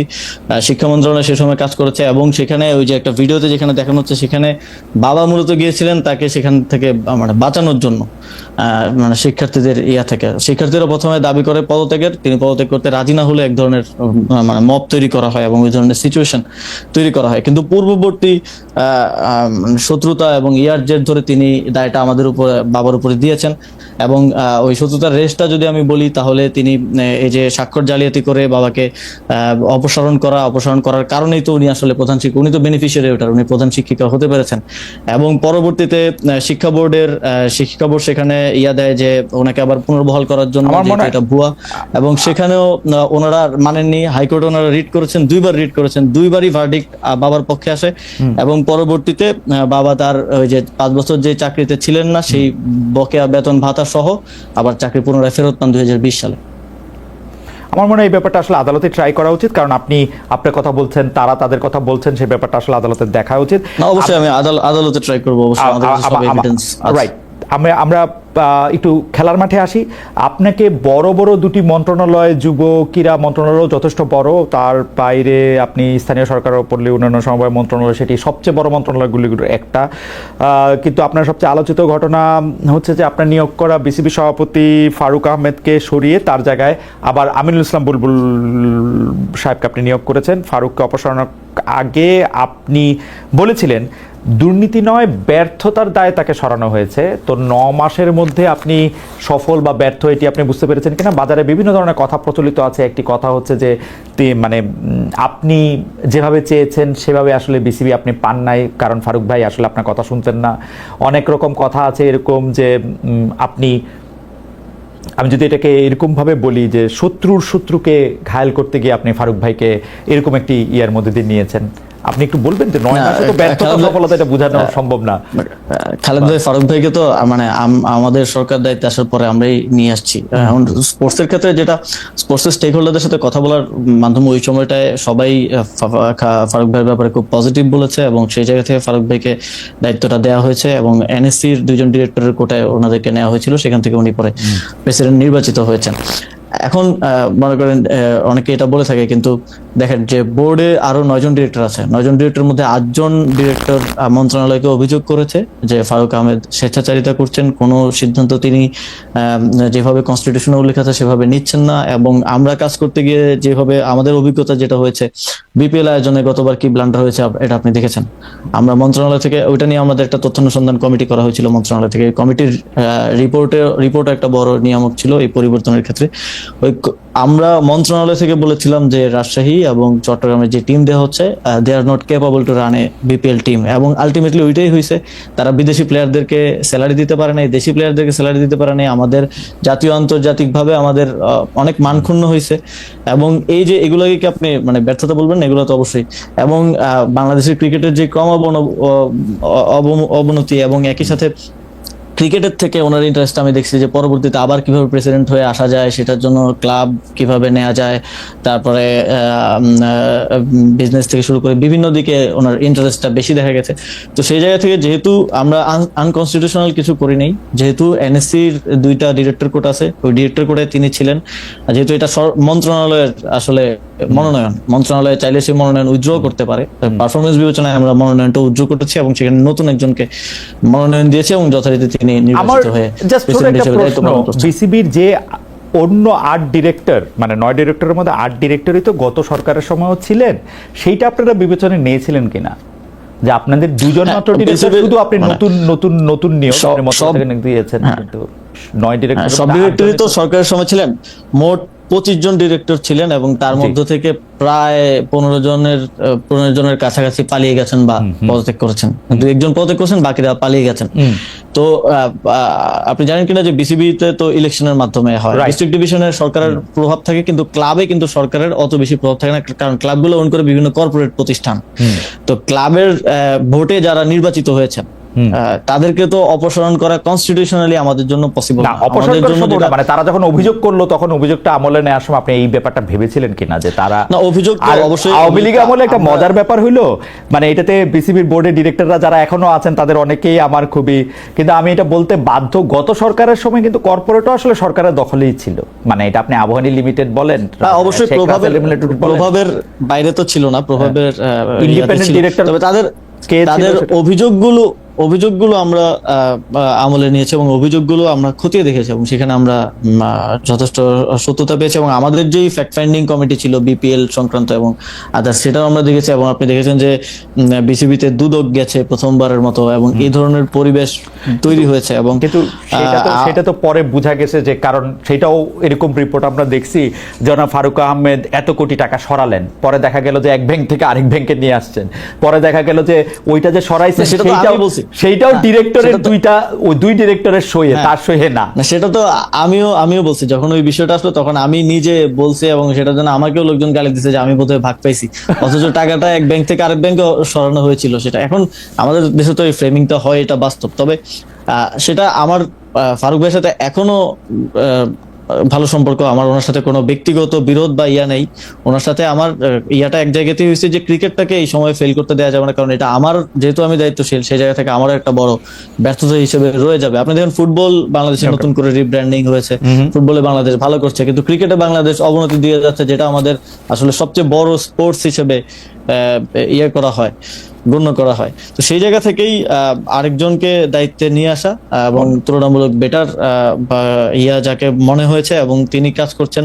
সামনে বিসিবির ইলেকশন হবে, ইলেকশনের মাধ্যমে গণতান্ত্রিক প্রক্রিয়া, পরবর্তীতে যে প্রেসিডেন্ট আসবে বা যারা আসবে তারাই দায়িত্ব পালন করবেন। জনাব আসিফ সজীব ভাইয়া, অন্য প্রসঙ্গে যাওয়ার আগে এই প্রসঙ্গে একটা প্রশ্ন করে নেই যে আপনি ক্রিকেট মাঠে গেলে আপনার নামে মিছিল হয়, সেটা আন্তর্জাতিক খেলা হোক বা বিপিএল খেলা হোক, এই চর্চা আমরা পাপন সাহেবের আমলে দেখেছি। পুরনো ওই বন্দোবস্ত পরিত্যাগ করছেন না কেন? মানে নাকি উৎসাহ দিচ্ছেন যারা আপনার নামে মিছিল, তারা স্টেডিয়ামে গেলে আইসক্রিম খেতে পায়? না, এটা আসলে কারা দিয়েছে আমি করতে পারি না, কিন্তু পরবর্তীতে আমি যোগাযোগ করে তাদেরকে নিষেধ করেছিলাম এই ধরনের কাজ যাতে আর না করে। এবং আপনি যদি দেখেন সংবাদ সম্মেলন আমি নিজেও তাদেরকে থামানোর চেষ্টা করেছি। এটা তো আসলে যখন মনে করেন বুলবুল ভাই, আমাদের ক্ষেত্রে একটা পারসেপশন হয় যে আমাদের হয়তো পলিটিক্যাল লোকজন আছে, কিন্তু বুলবুল ভাই যখন অস্ট্রেলিয়া থেকে 15 বছর পরে আয়েশা প্রথম বিসিবিতে ঢুকলেন, তখনও তো বিসিবিতে ওনার নামে মিছিল হয়েছে। তাহলে এরা কারা? আসলে সবসময় কিছু লোকজন ভাই থাকে যারা এটা করে বা একটু অতি উৎসাহী এই ধরনের কার্যক্রম করে থাকে। তো এটা পরবর্তীতে আমি তাদের সাথে যোগাযোগ করে এই ধরনের কাজ করার ক্ষেত্রে নিরুৎসাহ। ঠিক আছে, আমরা আরেকটু সিরিয়াস বিষয়ে যাই। এটা ইদানিংকার বিষয়। মিটফোর্ডে পাথর দিয়ে যখন থেতলে হত্যা করা হয়, তখন আপনি ক্ষোভ নিয়ে ফেসবুকে লিখেছিলেন, প্রস্তর যুগে স্বাগতম, কেউ ইতিহাস থেকে শিক্ষা নেবেন না, ধন্যবাদ। কিন্তু আমরা গত বছর থেকেই দেখেছি ভাত খাওয়ানোর পর ঢাকা বিশ্ববিদ্যালয়ে পিটিয়ে একজনকে হত্যা করা হয়েছে। কথিত তৌহিদি জনতা শতাধিক মাজারে আগুন দিয়েছে, গুড়িয়ে দিয়েছে, পোশাকের জন্য কোথায় কিভাবে চলাচল করবে এই কারণে নারীর আক্রান্ত হয়েছে। সেক্ষেত্রে তৌহিদি জনতা অভিযুক্তদের ফুলের মালা গলায় দিয়ে বরণ করেছে, ঘোষণা দিয়ে বুলডোজার অভিযানের মাধ্যমে বাড়িঘর গুড়িয়ে দেওয়া। এসব ঘটনা প্রস্তর যুগের মধ্যে পড়বে কিনা? আপনি কোনো ঘটনায় প্রতিক্রিয়া জানার সময় সিলেক্টিভ কিনা, এবং সিলেক্টিভ হতে গিয়ে আপনি এক ধরনের লোকদের সন্তুষ্ট করতে চান কিনা? ঢাকা বিশ্ববিদ্যালয়ের ঘটনায়ও তো আমি পোস্ট করেছি যে এই ধরনের মব কোনোভাবেই আসলে কোনোভাবেই গ্রহণযোগ্য না, এবং সেটাতেও শাস্তি নিশ্চিতের জন্য, গ্রেফতারের জন্য আমার জায়গা থেকে আমি কাজ করার চেষ্টা করেছি। মাজারে যে ধরনের ভাঙচুর হয়েছে সেটাও আমরা স্ট্রংলি কন্ডেম করেছি, এবং উপদেষ্টা মাহফুজ আলম এই বিষয়টা নিয়ে অনেক সোচ্চার ছিলেন, তিনি কাজ করেছেন, সরকার কাজ করেছে। এবং এই যে আইন শৃঙ্খলা পরিস্থিতির, আমি মনে করি এই সরকারের একটা বড় নেগেটিভ এবং জায়গা হচ্ছে আইন শৃঙ্খলা পরিস্থিতি সম্পূর্ণ নিয়ন্ত্রণ বা উন্নয়ন করতে না পারা। আইন শৃঙ্খলা পরিস্থিতি আসলে সবসময়ই যে খুব ভালো অবস্থায় থাকে তা না, তবে এই সরকারের সময়টাতে দেখা গেছে যে বিগত সময়ের তুলনায় এই ধরনের ঘটনা একটু বেশি ঘটেছে। এবং এটার ক্ষেত্রে কিছু বাস্তবতাও তো আসলে দেখতে হবে যে আমরা যখন দায়িত্ব গ্রহণ করি প্রায় 1 মাস আমাদেরকে পুলিশ অফিসার খুঁজে খুঁজে আনতে হয়েছে যে কোথায় আছে, পালায় গেছে বা ভয়ে আসতেছে না এরকম। এবং আমার জানা মতে প্রায় 150-র উপরে অফিসার ইতিমধ্যেই স্টেশনে না থাকার কারণে, মানে পালিয়ে যাওয়ার কারণে অলরেডি বহিষ্কৃত হয়েছেন, বা তাদের বিরুদ্ধে পুলিশের অভ্যন্তরীণ যে ডিপার্টমেন্টাল প্রসিজার চলছে। তো এই যে চ্যালেঞ্জগুলো, এবং এইখানে বিগত সময়ে 15 বছরে রাজনৈতিক নিয়োগ হয়েছে এবং তাদের এক ধরনের রাজনৈতিক লয়ালিটিও আছে অনেকের। তো সেই জায়গা থেকে এই পুলিশ এবং এই আইন শৃঙ্খলা, এই বাস্তবতা যেমন আছে, এই সবকিছু মিলিয়ে আইন শৃঙ্খলা পরিস্থিতির ক্ষেত্রে এই সরকার অন্যান্য ক্ষেত্রে যেমন অর্থনীতির ক্ষেত্রে যেভাবে সাফল্য দেখাতে পেরেছে, আইন শৃঙ্খলা নিয়ন্ত্রণের ক্ষেত্রে সেভাবে সাফল্য দেখাতে পারে নাই। এবং আরেকটা বিষয় আছে এখানে, কিছু ক্ষেত্রে এখানে রাজনৈতিক দলগুলো সরকারকে অনেক সহযোগিতা করেছে, এটা অবশ্যই স্বীকার করতে হবে। যেমন প্রথম দিকে যখন বিভিন্ন মাইনরিটিস বিভিন্ন বা উপর হামলা হচ্ছিল, তখন আপনারা দেখেছেন যে জামাতে ইসলামী কিংবা বিএনপি সহ আরো রাজনৈতিক দল যারা আছেন তারা সেখানে পাহারা দিয়েছেন, ছাত্ররা পাহারা দিয়েছে। তো আবার কিছু ক্ষেত্রে আমরা অসহযোগিতাও দেখেছি, যেমন কোনো চাঁদাবাজির দায়ে কাউকে অ্যারেস্ট করা হলে থানায় হামলা করা হয়েছে। এরকম থানায় হামলার ঘটনা যদি থানায় হামলা লিখে গুগলে সার্চ দেন, গত 1 বছরে অন্তত 10টার বেশি পাওয়া যাবে। তো এই সবকিছু মিলিয়ে আইন শৃঙ্খলা পরিস্থিতিতে সরকার অন্যান্য ক্ষেত্রে যেরকম সাফল্য দেখাতে পেরেছে সেরকমটা দেখাতে পারে নাই। এটা আমার মূল্যায়ন কিংবা আত্মসমালোচনা যেটাই বলেন। আমরা একটু শেষ করে আনছি আমাদের শেষ দুটো প্রশ্নের একটি প্রশ্ন। দ্বিতীয় শেষ প্রশ্ন যে আপনি সরকারের ভিতরে, আমাদের সাথে আলোচনার ক্ষেত্রে আপনি সরকারের ভিতরে সরকারের কথা বলেছেন, ক্ষমতার কেন্দ্রের কথা বলেছেন, সেটা সামরিক বাহিনী হোক বা অন্য জায়গার থেকে আপনি বলেছেন যে এটা আসলে ক্ষমতার ভিতরে এখন রাজনৈতিক দলগুলোকে আপনি ইঙ্গিত করেছেন, রাজনৈতিক বয়ানগুলিকে আপনি ইঙ্গিত করেছেন, বা রাজনৈতিক এন্টিটিকে, অস্তিত্বকে আপনি এন্টিটি করেছেন, কিন্তু আমরা দেখেছি যখন আপনারা সরকার গঠন করেন অর্থাৎ 5 আগস্ট 2024 পরবর্তী সময় আমরা আপনার লেখা থেকে জানছি যে আপনারা বিএনপির যে ভারপ্রাপ্ত চেয়ারপারসন জনাব তারেক রহমানের সাথে কথা বলছেন, সেখানে তারেক রহমান জানাচ্ছেন, আমি আপনার লেখা থেকে তারেক রহমানকে উদ্ধৃত করছি, যে সংস্কারের ভাবনাগুলি আপনারা বলার পরে তিনি বলছিলেন যে এত বেশি দায়িত্ব নেওয়ার প্রয়োজন আছে বলে তো মনে হয় না, আপনারা তত্ত্বাবধায়ক সরকার গঠন করে একটা নির্বাচন দিয়ে দিতে পারেন। জনাব তারেক রহমান প্রস্তাব দিলেন, প্রধান উপদেষ্টা রেখে 7 জনের একটা সরকার গঠন করে 3 মাসের মধ্যে নির্বাচন দেয়া যেতে পারে। আপনারা তখন এই ব্যাপারটি এরকম না করে একটি সরকার করলেন, সেই সরকারকে আসলে 1 বছর 1.5 বছর সময়ের পরে আমরা একটা ইলেকশনের টাইম পেলাম। এইটা কি আসলে ঠিক হলো, নাকি ওইটা হইলেই ভালো হইতো? কারণ আপনি যেহেতু বলতেছেন যে সরকারের ভিতরে সরকার, নানা জনের মধ্যে নানা রকম অনাস্থা, আপনার কাছে এখন কি মনে হয় 7 জনের একটা উপদেষ্টা সরকার করে দ্রুত 3 মাসের মধ্যে নির্বাচন দিয়ে দিলেই ভালো হতো? যেহেতু এই সরকারও বলতেছেন আসলে সংস্কারটা করতে হবে নতুন সরকার এসে, তারা তো সরকার করতে পারবেন না, এটা আপনার কি মনে হয়? আরেকটা সাপ্লিমেন্টারি কোশ্চেন আমি করে রাখি। একটা বড় প্রসঙ্গ ওই দিনের শপথ নেওয়ার ব্যাপারে, যে আপনাদের কি আসলে সংবিধানের অধীনে শাহাবুদ্দিন সাহেবের কাছ থেকেই শপথ নেওয়াটা মাস্ট ছিল? এটা নিয়ে আসলে ইনসিস্টটা কে করতেছিলেন, ডক্টর মোহাম্মদ ইউনূস, আপনারা নাকি যারা আপনাদের বুঝিয়েছে তারা? একটু যদি এই দুইটা বিষয় একটু বলতেন। প্রথমত আমাদের এক দফার প্রথম অংশ হচ্ছে শেখ হাসিনার পতন, এবং দ্বিতীয় অংশে আছে হচ্ছে ফ্যাসিবাদী ব্যবস্থার বিলোপ। ফ্যাসিবাদী ব্যবস্থার বিলোপ এই অংশ বাস্তবায়নের জন্যই এটাই ছিল আমাদের মূল উদ্দেশ্য 5 আগস্টের পর থেকে, এবং সেইখান থেকেই আমরা মনে করেছি যে শুধুমাত্র একটা নির্বাচন এই ফ্যাসিবাদী ব্যবস্থার বিলোপ করতে পারবে না। সেই জায়গা থেকে রাষ্ট্রের বিভিন্ন সাংবিধানিক প্রতিষ্ঠান থেকে শুরু করে একটা বড় ধরনের পরিবর্তন এবং সংস্কার প্রয়োজন। সেই জায়গা থেকেই একটা অন্তর্বর্তীকালীন মানে সরকার গঠন করা। যদিও আপনি যদি আমাদের রূপরেখা দেখেন 5 আগস্টের আগেও যখন আমি একটা 5 পয়েন্টস রূপরেখা দিয়েছিলাম, সেখানে স্পষ্টভাবে উল্লেখ ছিল যে রাজনৈতিক, তারপরে সিভিল সোসাইটির প্রতিনিধি, ছাত্র প্রতিনিধি মিলিয়ে আমরা একটা জাতীয় সরকার করতে চাই। যদিও জাতীয় সরকারটা বিএনপি ডিনাই করার কারণে সেটা করা সম্ভব হয়নি, সেটা হলে এই সরকারটা আরো শক্তিশালী হতে পারতো। এবং এই যে বিভিন্ন সময় কথা ওঠে এই সরকারের ম্যান্ডেট কতটুকু আছে, সংবিধান সংস্কার করতে পারবে কিনা, বা কতটুকু করতে পারবে কতটুকু করতে পারবে না, কিংবা অনির্বাচিত সরকার, এই জিনিসগুলো থাকতো না। এবং একটা শক্তিশালী জাতীয় সরকারের মাধ্যমেই আসলে সংস্কার বিচারের প্রক্রিয়া মধ্য দিয়ে একটা নির্বাচনের ইয়াতে যাওয়া যেত। তবে সেটা সম্ভব হয়নি, কারণ সে সময় 9 তারিখ রাতেই যখন আমরা জনাব তারেক রহমানের সাথে মিটিং করি, সেখানে তিনি জানিয়েছেন যে জাতীয় সরকারে বিএনপি থাকতে চায় না।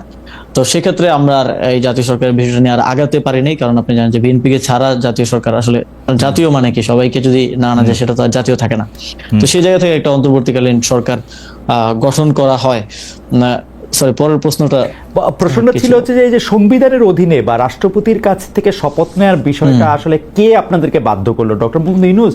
কারণ আমরাও শুনেছি যে আপনারা জাতীয় সরকার করতে চেয়েছিলেন, কিন্তু জাতীয় সরকার যখন হলো না, মানে 7 তারিখের বা 8 তারিখের মিটিং যখন হলো না, আপনারা যখন সন্ধ্যায় শপথ নিতে গেলেন, সেই শপথটা যে আওয়ামী লীগ নিযুক্ত অর্থাৎ শেখ হাসিনা নির্বাচিত বা নিযুক্ত রাষ্ট্রপতির কাছ থেকে করতে হবে বা সংবিধান মেনে করতে হবে, এইটাতে আপনারা কিভাবে মানে একমত হলেন বা বাধ্য হলেন? আমি যদি প্রথমত ওই সময়কার যে বাস্তবতা, 5 আগস্ট আমরা প্রথমত যে 5 আগস্ট আমরা দেখলাম যে রাজনৈতিক দলগুলো ক্যান্টনমেন্টে গেলেন, অথচ একটা মানে সফল গণঅভ্যুত্থানের পরে আমরা আশা করেছিলাম যে রাজনৈতিক দলগুলো গণঅভ্যুত্থানের নেতৃত্বের সাথে বসবেন এবং রাজনৈতিক সিদ্ধান্তটা রাজনৈতিক জায়গা থেকেই হবে। রাজনৈতিক সিদ্ধান্তটা বাংলাদেশে বারবার বাংলাদেশের ইতিহাসে আমরা দেখেছি, সামরিক হস্তক্ষেপ সেখানে হয়েছে, সর্বশেষ 1/11 সময় দেখেছি, এবং কোনো অভিজ্ঞতাই কিন্তু ভালো না বাংলাদেশের ইতিহাসের জন্য, যে কোনো সামরিক হস্তক্ষেপই আসলে শেষ পর্যন্ত দেশের জন্য ভালো কিছু বয়ে আনতে পারে নাই।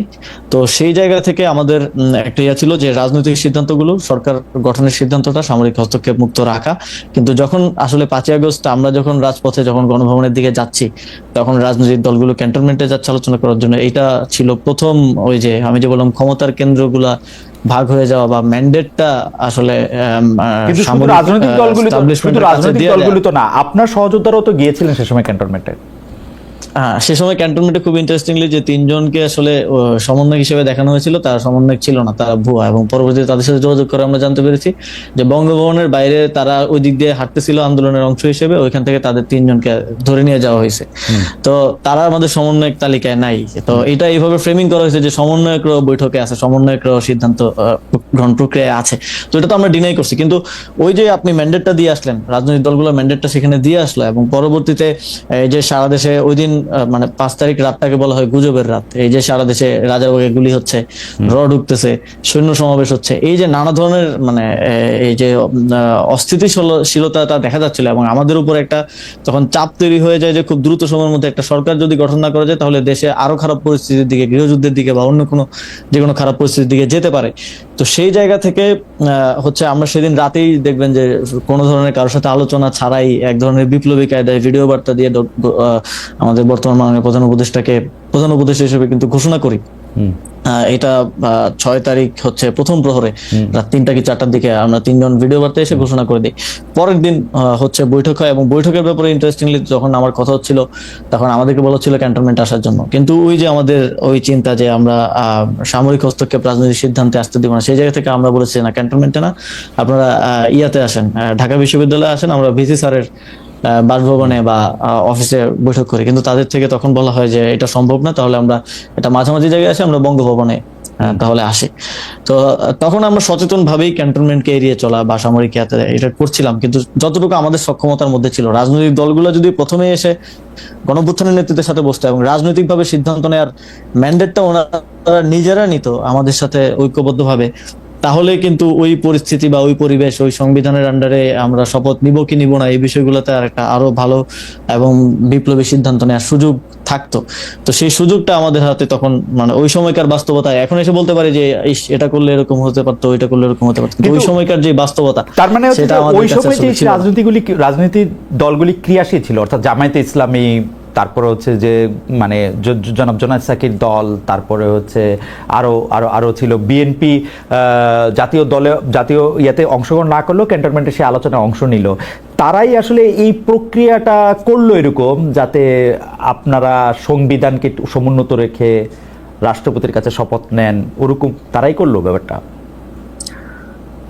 তাদের অ্যাকশনের কারণেই ওই পরিস্থিতিটা আসলে মানে তৈরি হলো আর কি। আমরা কিন্তু মানে শপথের আগ পর্যন্ত এটা চেষ্টা করে যাচ্ছিলাম যে আমরা শপথটা ইয়াতে নেই, মানে শহীদ মিনারে নেই। এবং যখন আমরা প্রধান উপদেষ্টার নাম ঘোষণা করি ভিডিও বার্তা আপনি দেখেন, তখন তো আমরা কারোর সাথে আলোচনা করি নাই যে মানে তখন আমরা না রাষ্ট্রপতির সাথে আলোচনা করেছি, না ইয়ার সাথে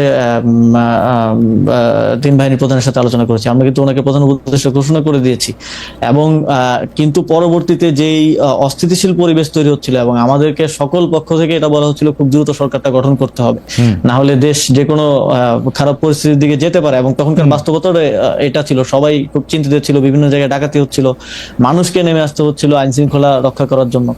তো সেই পরিস্থিতিতে আসলে খুব দ্রুততার সাথে সরকার গঠনটা এবং তখন লিয়াজু কমিটির মাধ্যমে একটা প্রক্রিয়ার মধ্য দিয়ে আসলে আপনাদের কি মনে হয় যে আমরা তখন আমরা যারা গণমাধ্যম বা সংবাদ মাধ্যম তারা আসলে মূল যদি আমি 5, 6, 7, 8 তারিখের কথা বলি, অর্থাৎ তারপর থেকে জনাব আসিফ নজরুল, জনাব সৈয়দা রিজওয়ানা হাসান, জনাব আদিলুর রহমান খান, এর মধ্যে জনাব আসিফ নজরুলকে আমরা সবচেয়ে বেশি সক্রিয় দেখেছি, তার কথা বলেছে। আপনার কাছে কি মনে হয় জনাব আসিফ নজরুল, ডক্টর মোহাম্মদ ইউনূস তারাও কি এইরকম ভাবেই সরকারটা করতে চেয়েছিলেন, বা জনাব আদিলুর রহমান খান, সৈয়দা রিজওয়ানা হাসান?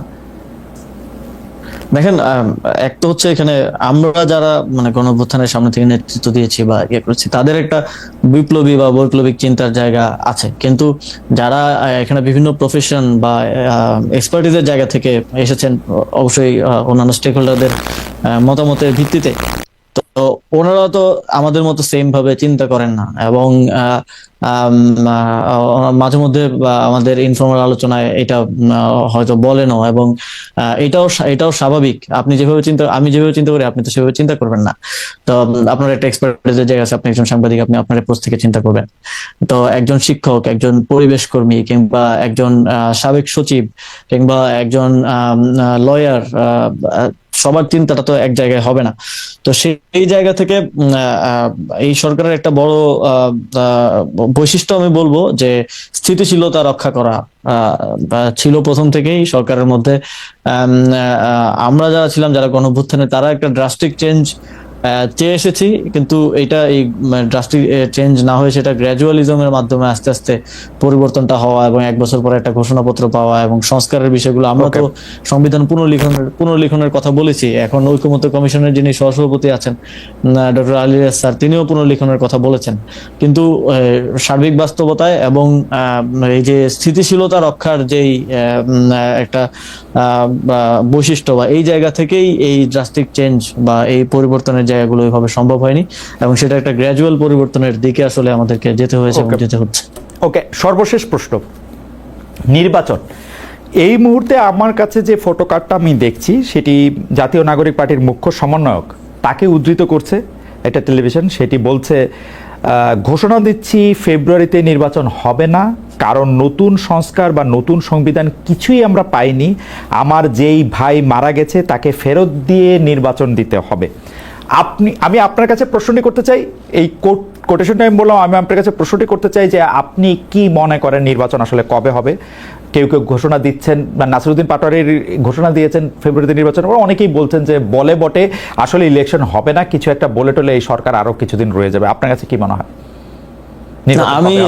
আমি ব্যক্তিগতভাবে যদি বলি, তাহলে আমি মানে ফেব্রুয়ারিতে ইলেকশন করার ক্ষেত্রে এই সরকারের কমিটমেন্ট আমি দেখেছি, এবং সেই উদ্দেশ্যে এই সরকার যে মানে কার্যক্রম, সকল প্রয়োজনীয় কার্যক্রম হাতে নিয়েছে। ইলেকশন কমিশনকে প্রয়োজনীয় নির্দেশনা দেওয়া হয়েছে, চিঠি দেওয়া হয়েছে, এবং সরকারের মধ্যে লেভেল প্লেইং ফিল্ড তৈরি করা, তারপরে একটা ইলেকশনের প্রস্তুতির দিকে যাওয়ার সকল ধরনের, যে ফেব্রুয়ারিতেই নির্বাচন হবে। এবং এর মধ্যে যে এখনো আমাদের জুলাই সনদটা হয়নি, চার্টার যেটা হওয়ার কথা সবার ঐকমত্যের ভিত্তিতে, এর মধ্যে এটাও আমি আশা করি যে এটা যদিও 8 আগস্ট করার একটা ছিল, কিন্তু করা সম্ভব হয়নি। ঐকমত্য কমিশনের মেয়াদ 1 মাস বৃদ্ধি করা হয়েছে। আমি আশা করি 1 মাসের মধ্যে সেটাও হবে। সরকারের মধ্যে আমি এই ধরনের কোনো ইন্টেনশন দেখি নাই যে আসলে ফেব্রুয়ারির পরে এখানে কারো থাকার আসলে ইচ্ছা আছে, বা ফেব্রুয়ারির পরে ইলেকশন না দিয়ে আরো ক্ষমতায় থাকার কোনো প্রয়াস বা কোনো ইন্টেনশন আমি আমার জায়গা থেকে বা আমার অভিজ্ঞতা, আমার বোঝাপড়া থেকে আমি আসলে দেখি নাই। জনাব আসিফ মোহাম্মদ সজীব ভূঁইয়া, সর্বশেষ প্রশ্ন একটি ল্যাজ। কয়েকদিন আগে বিএনপির চেয়ারপারসনের পিএস, মানে যিনি সাবেক সরকারি কর্মকর্তা ছিলেন, তিনি বলেছেন যে 8 জন উপদেষ্টার বিরুদ্ধে দুর্নীতির অভিযোগ তার কাছে রয়েছে, যেটি অবশ্য তা আপনার কাছে কি মনে হয়? তিনি যে 8 জনের কথা বলেছেন এর মধ্যে আপনার নাম আছে, বা তিনি কার কথা বলেছেন? মানে ঘুরে ফিরে কি উপদেষ্টার এপিএস এর 200 কোটি টাকার কথাও ওইটার মধ্যে ঘুরে ফিরে আলোচনা হয়েছে। আমার মনে হয় বললে খুব স্পষ্টভাবে বলা উচিত, তার জন্য নাম বলতে তো কোনো সমস্যা নেই যদি ওনার কাছে অভিযোগ এবং প্রমাণ থাকে। এবং যদি দেখেন পরবর্তীতে বিএনপি থেকে প্রেস রিলিজ দেওয়া হয়েছে যে ওনার বক্তব্য বিএনপির বক্তব্য না, এবং জনাব মির্জা ফখরুল ইসলাম আলমগীর বিএনপির মহাসচিব, তিনিও একটা প্রেস রিলিজ দেওয়ার মাধ্যমে এই বক্তব্যটাকে বিএনপির বক্তব্য বলে ডিনাই করেছেন। এবং আমার মনে হয় ওনার কাছে যদি অভিযোগ এবং প্রমাণ থাকে সেটা আরো স্পষ্টভাবে বলা উচিত। এখন তো সেই স্বাধীনতা আছে, এখন তো মানে সরকারকেও গালিগালাজ করা যায়, এখন তো কেউ কাউকে উঠায় নেওয়া যায় না। তো এখানে রাগঢাক রাখার তো কোনো কারণ নেই যদি ওনার কাছে থেকে থাকে। সরকারের গালিগালাজ বলে করা যায় না। সরকার আপনাকে গালিগালাজ করলে বা আপনাকে বকা দিলে বা আপনাকে সমালোচনা করলে নাকি জেল টেল দেওয়া হয়। কয়েকদিন আগে নাকি কি স্কুলের এক বাচ্চাকে জেল দেওয়া হয়েছে ফেসবুকে কি পোস্ট দেওয়ার কারণে। মানে এগুলি আপনারা আমি এখন ওইটা আপনার জন্য প্রশ্ন ছিল না বলে ওইটা এরকম স্পেসিফিক না, কিন্তু আসলে উপদেষ্টাদের বিরুদ্ধে কথা বললে কি জেল হয় এরকম আপনি শুনছেন? বা প্রধান উপদেষ্টা? না খালেদ ভাই, প্রতিদিনই তো হচ্ছে। এখন ফেসবুক খুলে দেখা যাবে কেউ না কেউ সরকারকে অথর্ব সরকার বলতেছে, বা কোনো একজন উপদেষ্টাকে গালি দিচ্ছে, এই যে পাথর ইস্যু নিয়ে রেজনা হওয়ার ব্যাপারে বলতেছে, বা আমার মন্ত্রণালয়ের কোনো ব্যর্থতা সফলতা এগুলো নিয়ে আমাকে গালি দিচ্ছে, এবং ট্যাগ করে এই যে ট্যাগ করলে তো মেনশনে আসে, মেনশনে গিয়ে মাঝে মাঝে দেখি যে ট্যাগ করেও গালি দিচ্ছে। তো সেটা তো কিছু হচ্ছে না, এখন তো ওই প্র্যাকটিসটাই সরকারের মধ্যে নাই। আপনার সঙ্গে লম্বা আলাপে আমরা অনেকগুলি বিষয় জানতে পারলাম। আপনার বিষয়েও জানতে পেরেছি, আমরা মন্ত্রণালয়ের বিষয়ে জানতে পেরেছি, আপনার এলাকা নিয়েও জানতে পেরেছি। তবে আমার আমার মনে হয় জনাব আসিফ মোহাম্মদ সজীব ভূঁইয়া, এটা আমার ধারণা, আপনার এই সাক্ষাৎকারটি বা আপনার সাথে এই আলোচনাটি, কথোপকথনটি যদি মুরাদনগরের মানুষ দেখে থাকেন, তারা আপনার অবস্থানটা একদম স্পষ্ট জানবেন এবং হয়তো ওইখানে যিনি বিএনপির নেতা আছেন জনাব কায়কোবাদ, উনি খুব খুশি হবেন যে আপনি আসলে ওইখানে মানে প্রতিদ্বন্দ্বিতা করছেন না বা আপনার উদ্দেশ্য সেখানে নির্বাচন করা নয়। এছাড়াও আরও অনেকগুলি বিষয়, সরকারের ভিতরে ক্ষমতার কেন্দ্র, সামরিক বাহিনীর অবস্থান, কাগজে কলমে নানা বিষয়ে আপনি কথা বলেছেন। আপনি আমাদের দর্শকদের উদ্দেশ্যে যদি আপনার কিছু বলার থাকে আপনি একটু যোগ করতে পারেন, তার আগে আমি আপনাকে অনেক ধন্যবাদ দিয়ে রাখি। অবশ্যই এই মুহূর্তে, হ্যাঁ জি, আপনি শেষ করেন। এই মুহূর্তে বাংলাদেশ একটা মানে গুরুত্বপূর্ণ ঐতিহাসিক সময় পার করছে এবং এই বিগত এই 1 বছর বাংলাদেশের এবং জুলাই গণঅভ্যুত্থানের পরে মানুষের মধ্যে যে রাজনৈতিক সচেতনতা এবং রাজনীতি নিয়ে কথা বলার যে পরিবেশ এবং তো প্র্যাকটিসটা তৈরি হয়েছে, আমি মনে করি এটা বাংলাদেশের গণতন্ত্র এবং ভবিষ্যতের জন্য খুব ভালো একটা বিষয়। এবং আমি প্রত্যাশা করব বাংলাদেশের জনগণের কাছ থেকে যে এটা এভাবেই সামনের দিনেও থাকবে, বাংলাদেশের মানুষ কথা বলবে, কোনো সাপ্রেশনে তারা আর দমে যাবে না এবং বাংলাদেশে এই যে গণতান্ত্রিক পরিবেশ যেখানে বাক স্বাধীনতা এবং গণতান্ত্রিক মূল্যবোধ গুলো সঠিকভাবে প্র্যাকটিস গুলো করা যায়, এই পরিবেশটা সামনের দিনও থাকবে। এই জন্য আমার আহ্বান থাকবে সকল স্টেক হোল্ডার, রাজনৈতিক সামাজিক স্টাবলিশমেন্ট থেকে শুরু করে সবাই একটা ইতিবাচক এবং সুন্দর বাংলাদেশ গড়ার জন্য একসাথে কাজ করবে। জনাব আসিফ মোহাম্মদ সজীব ভূঁইয়া, আমরা দর্শকদের কাছে জানতে চেয়েছিলাম যে আপনার একটি বক্তব্যকে কেন্দ্র করে যে রাজনৈতিক অরাজনৈতিক শক্তির বাধায় অন্তর্বর্তী সরকার রাষ্ট্রের আমূল পরিবর্তন করতে পারছে না মনে করেন উপদেষ্টা আসিফ মোহাম্মদ সজীব ভূঁইয়া। প্রিয় দর্শক, এই অভিযোগ সঠিক বলে মনে করেন কিনা? শতকরা 69% দর্শক মনে করেন এই অভিযোগ সঠিক, শতকরা 31% দর্শক মনে করেন যে এই অভিযোগ সঠিক নয়। 29,000 দর্শক এখানে ভোট দিয়েছেন। জনাব আসিফ মোহাম্মদ সজীব ভূঁইয়া, আপনাকে অনেক ধন্যবাদ আমাদের সাথে যুক্ত হওয়ার জন্য। আমরা ভবিষ্যতে আশা করবো আপনি যখন রাজনীতি শুরু করবেন তখনও যাতে আপনার সাথে আমাদের কথোপকথন হয়, এবং আপনাকে শুভেচ্ছা এবং ধন্যবাদ জানিয়ে দর্শকদেরও অনেক ধন্যবাদ জানিয়ে আমরা আজকের অনুষ্ঠান এখানে শেষ করছি।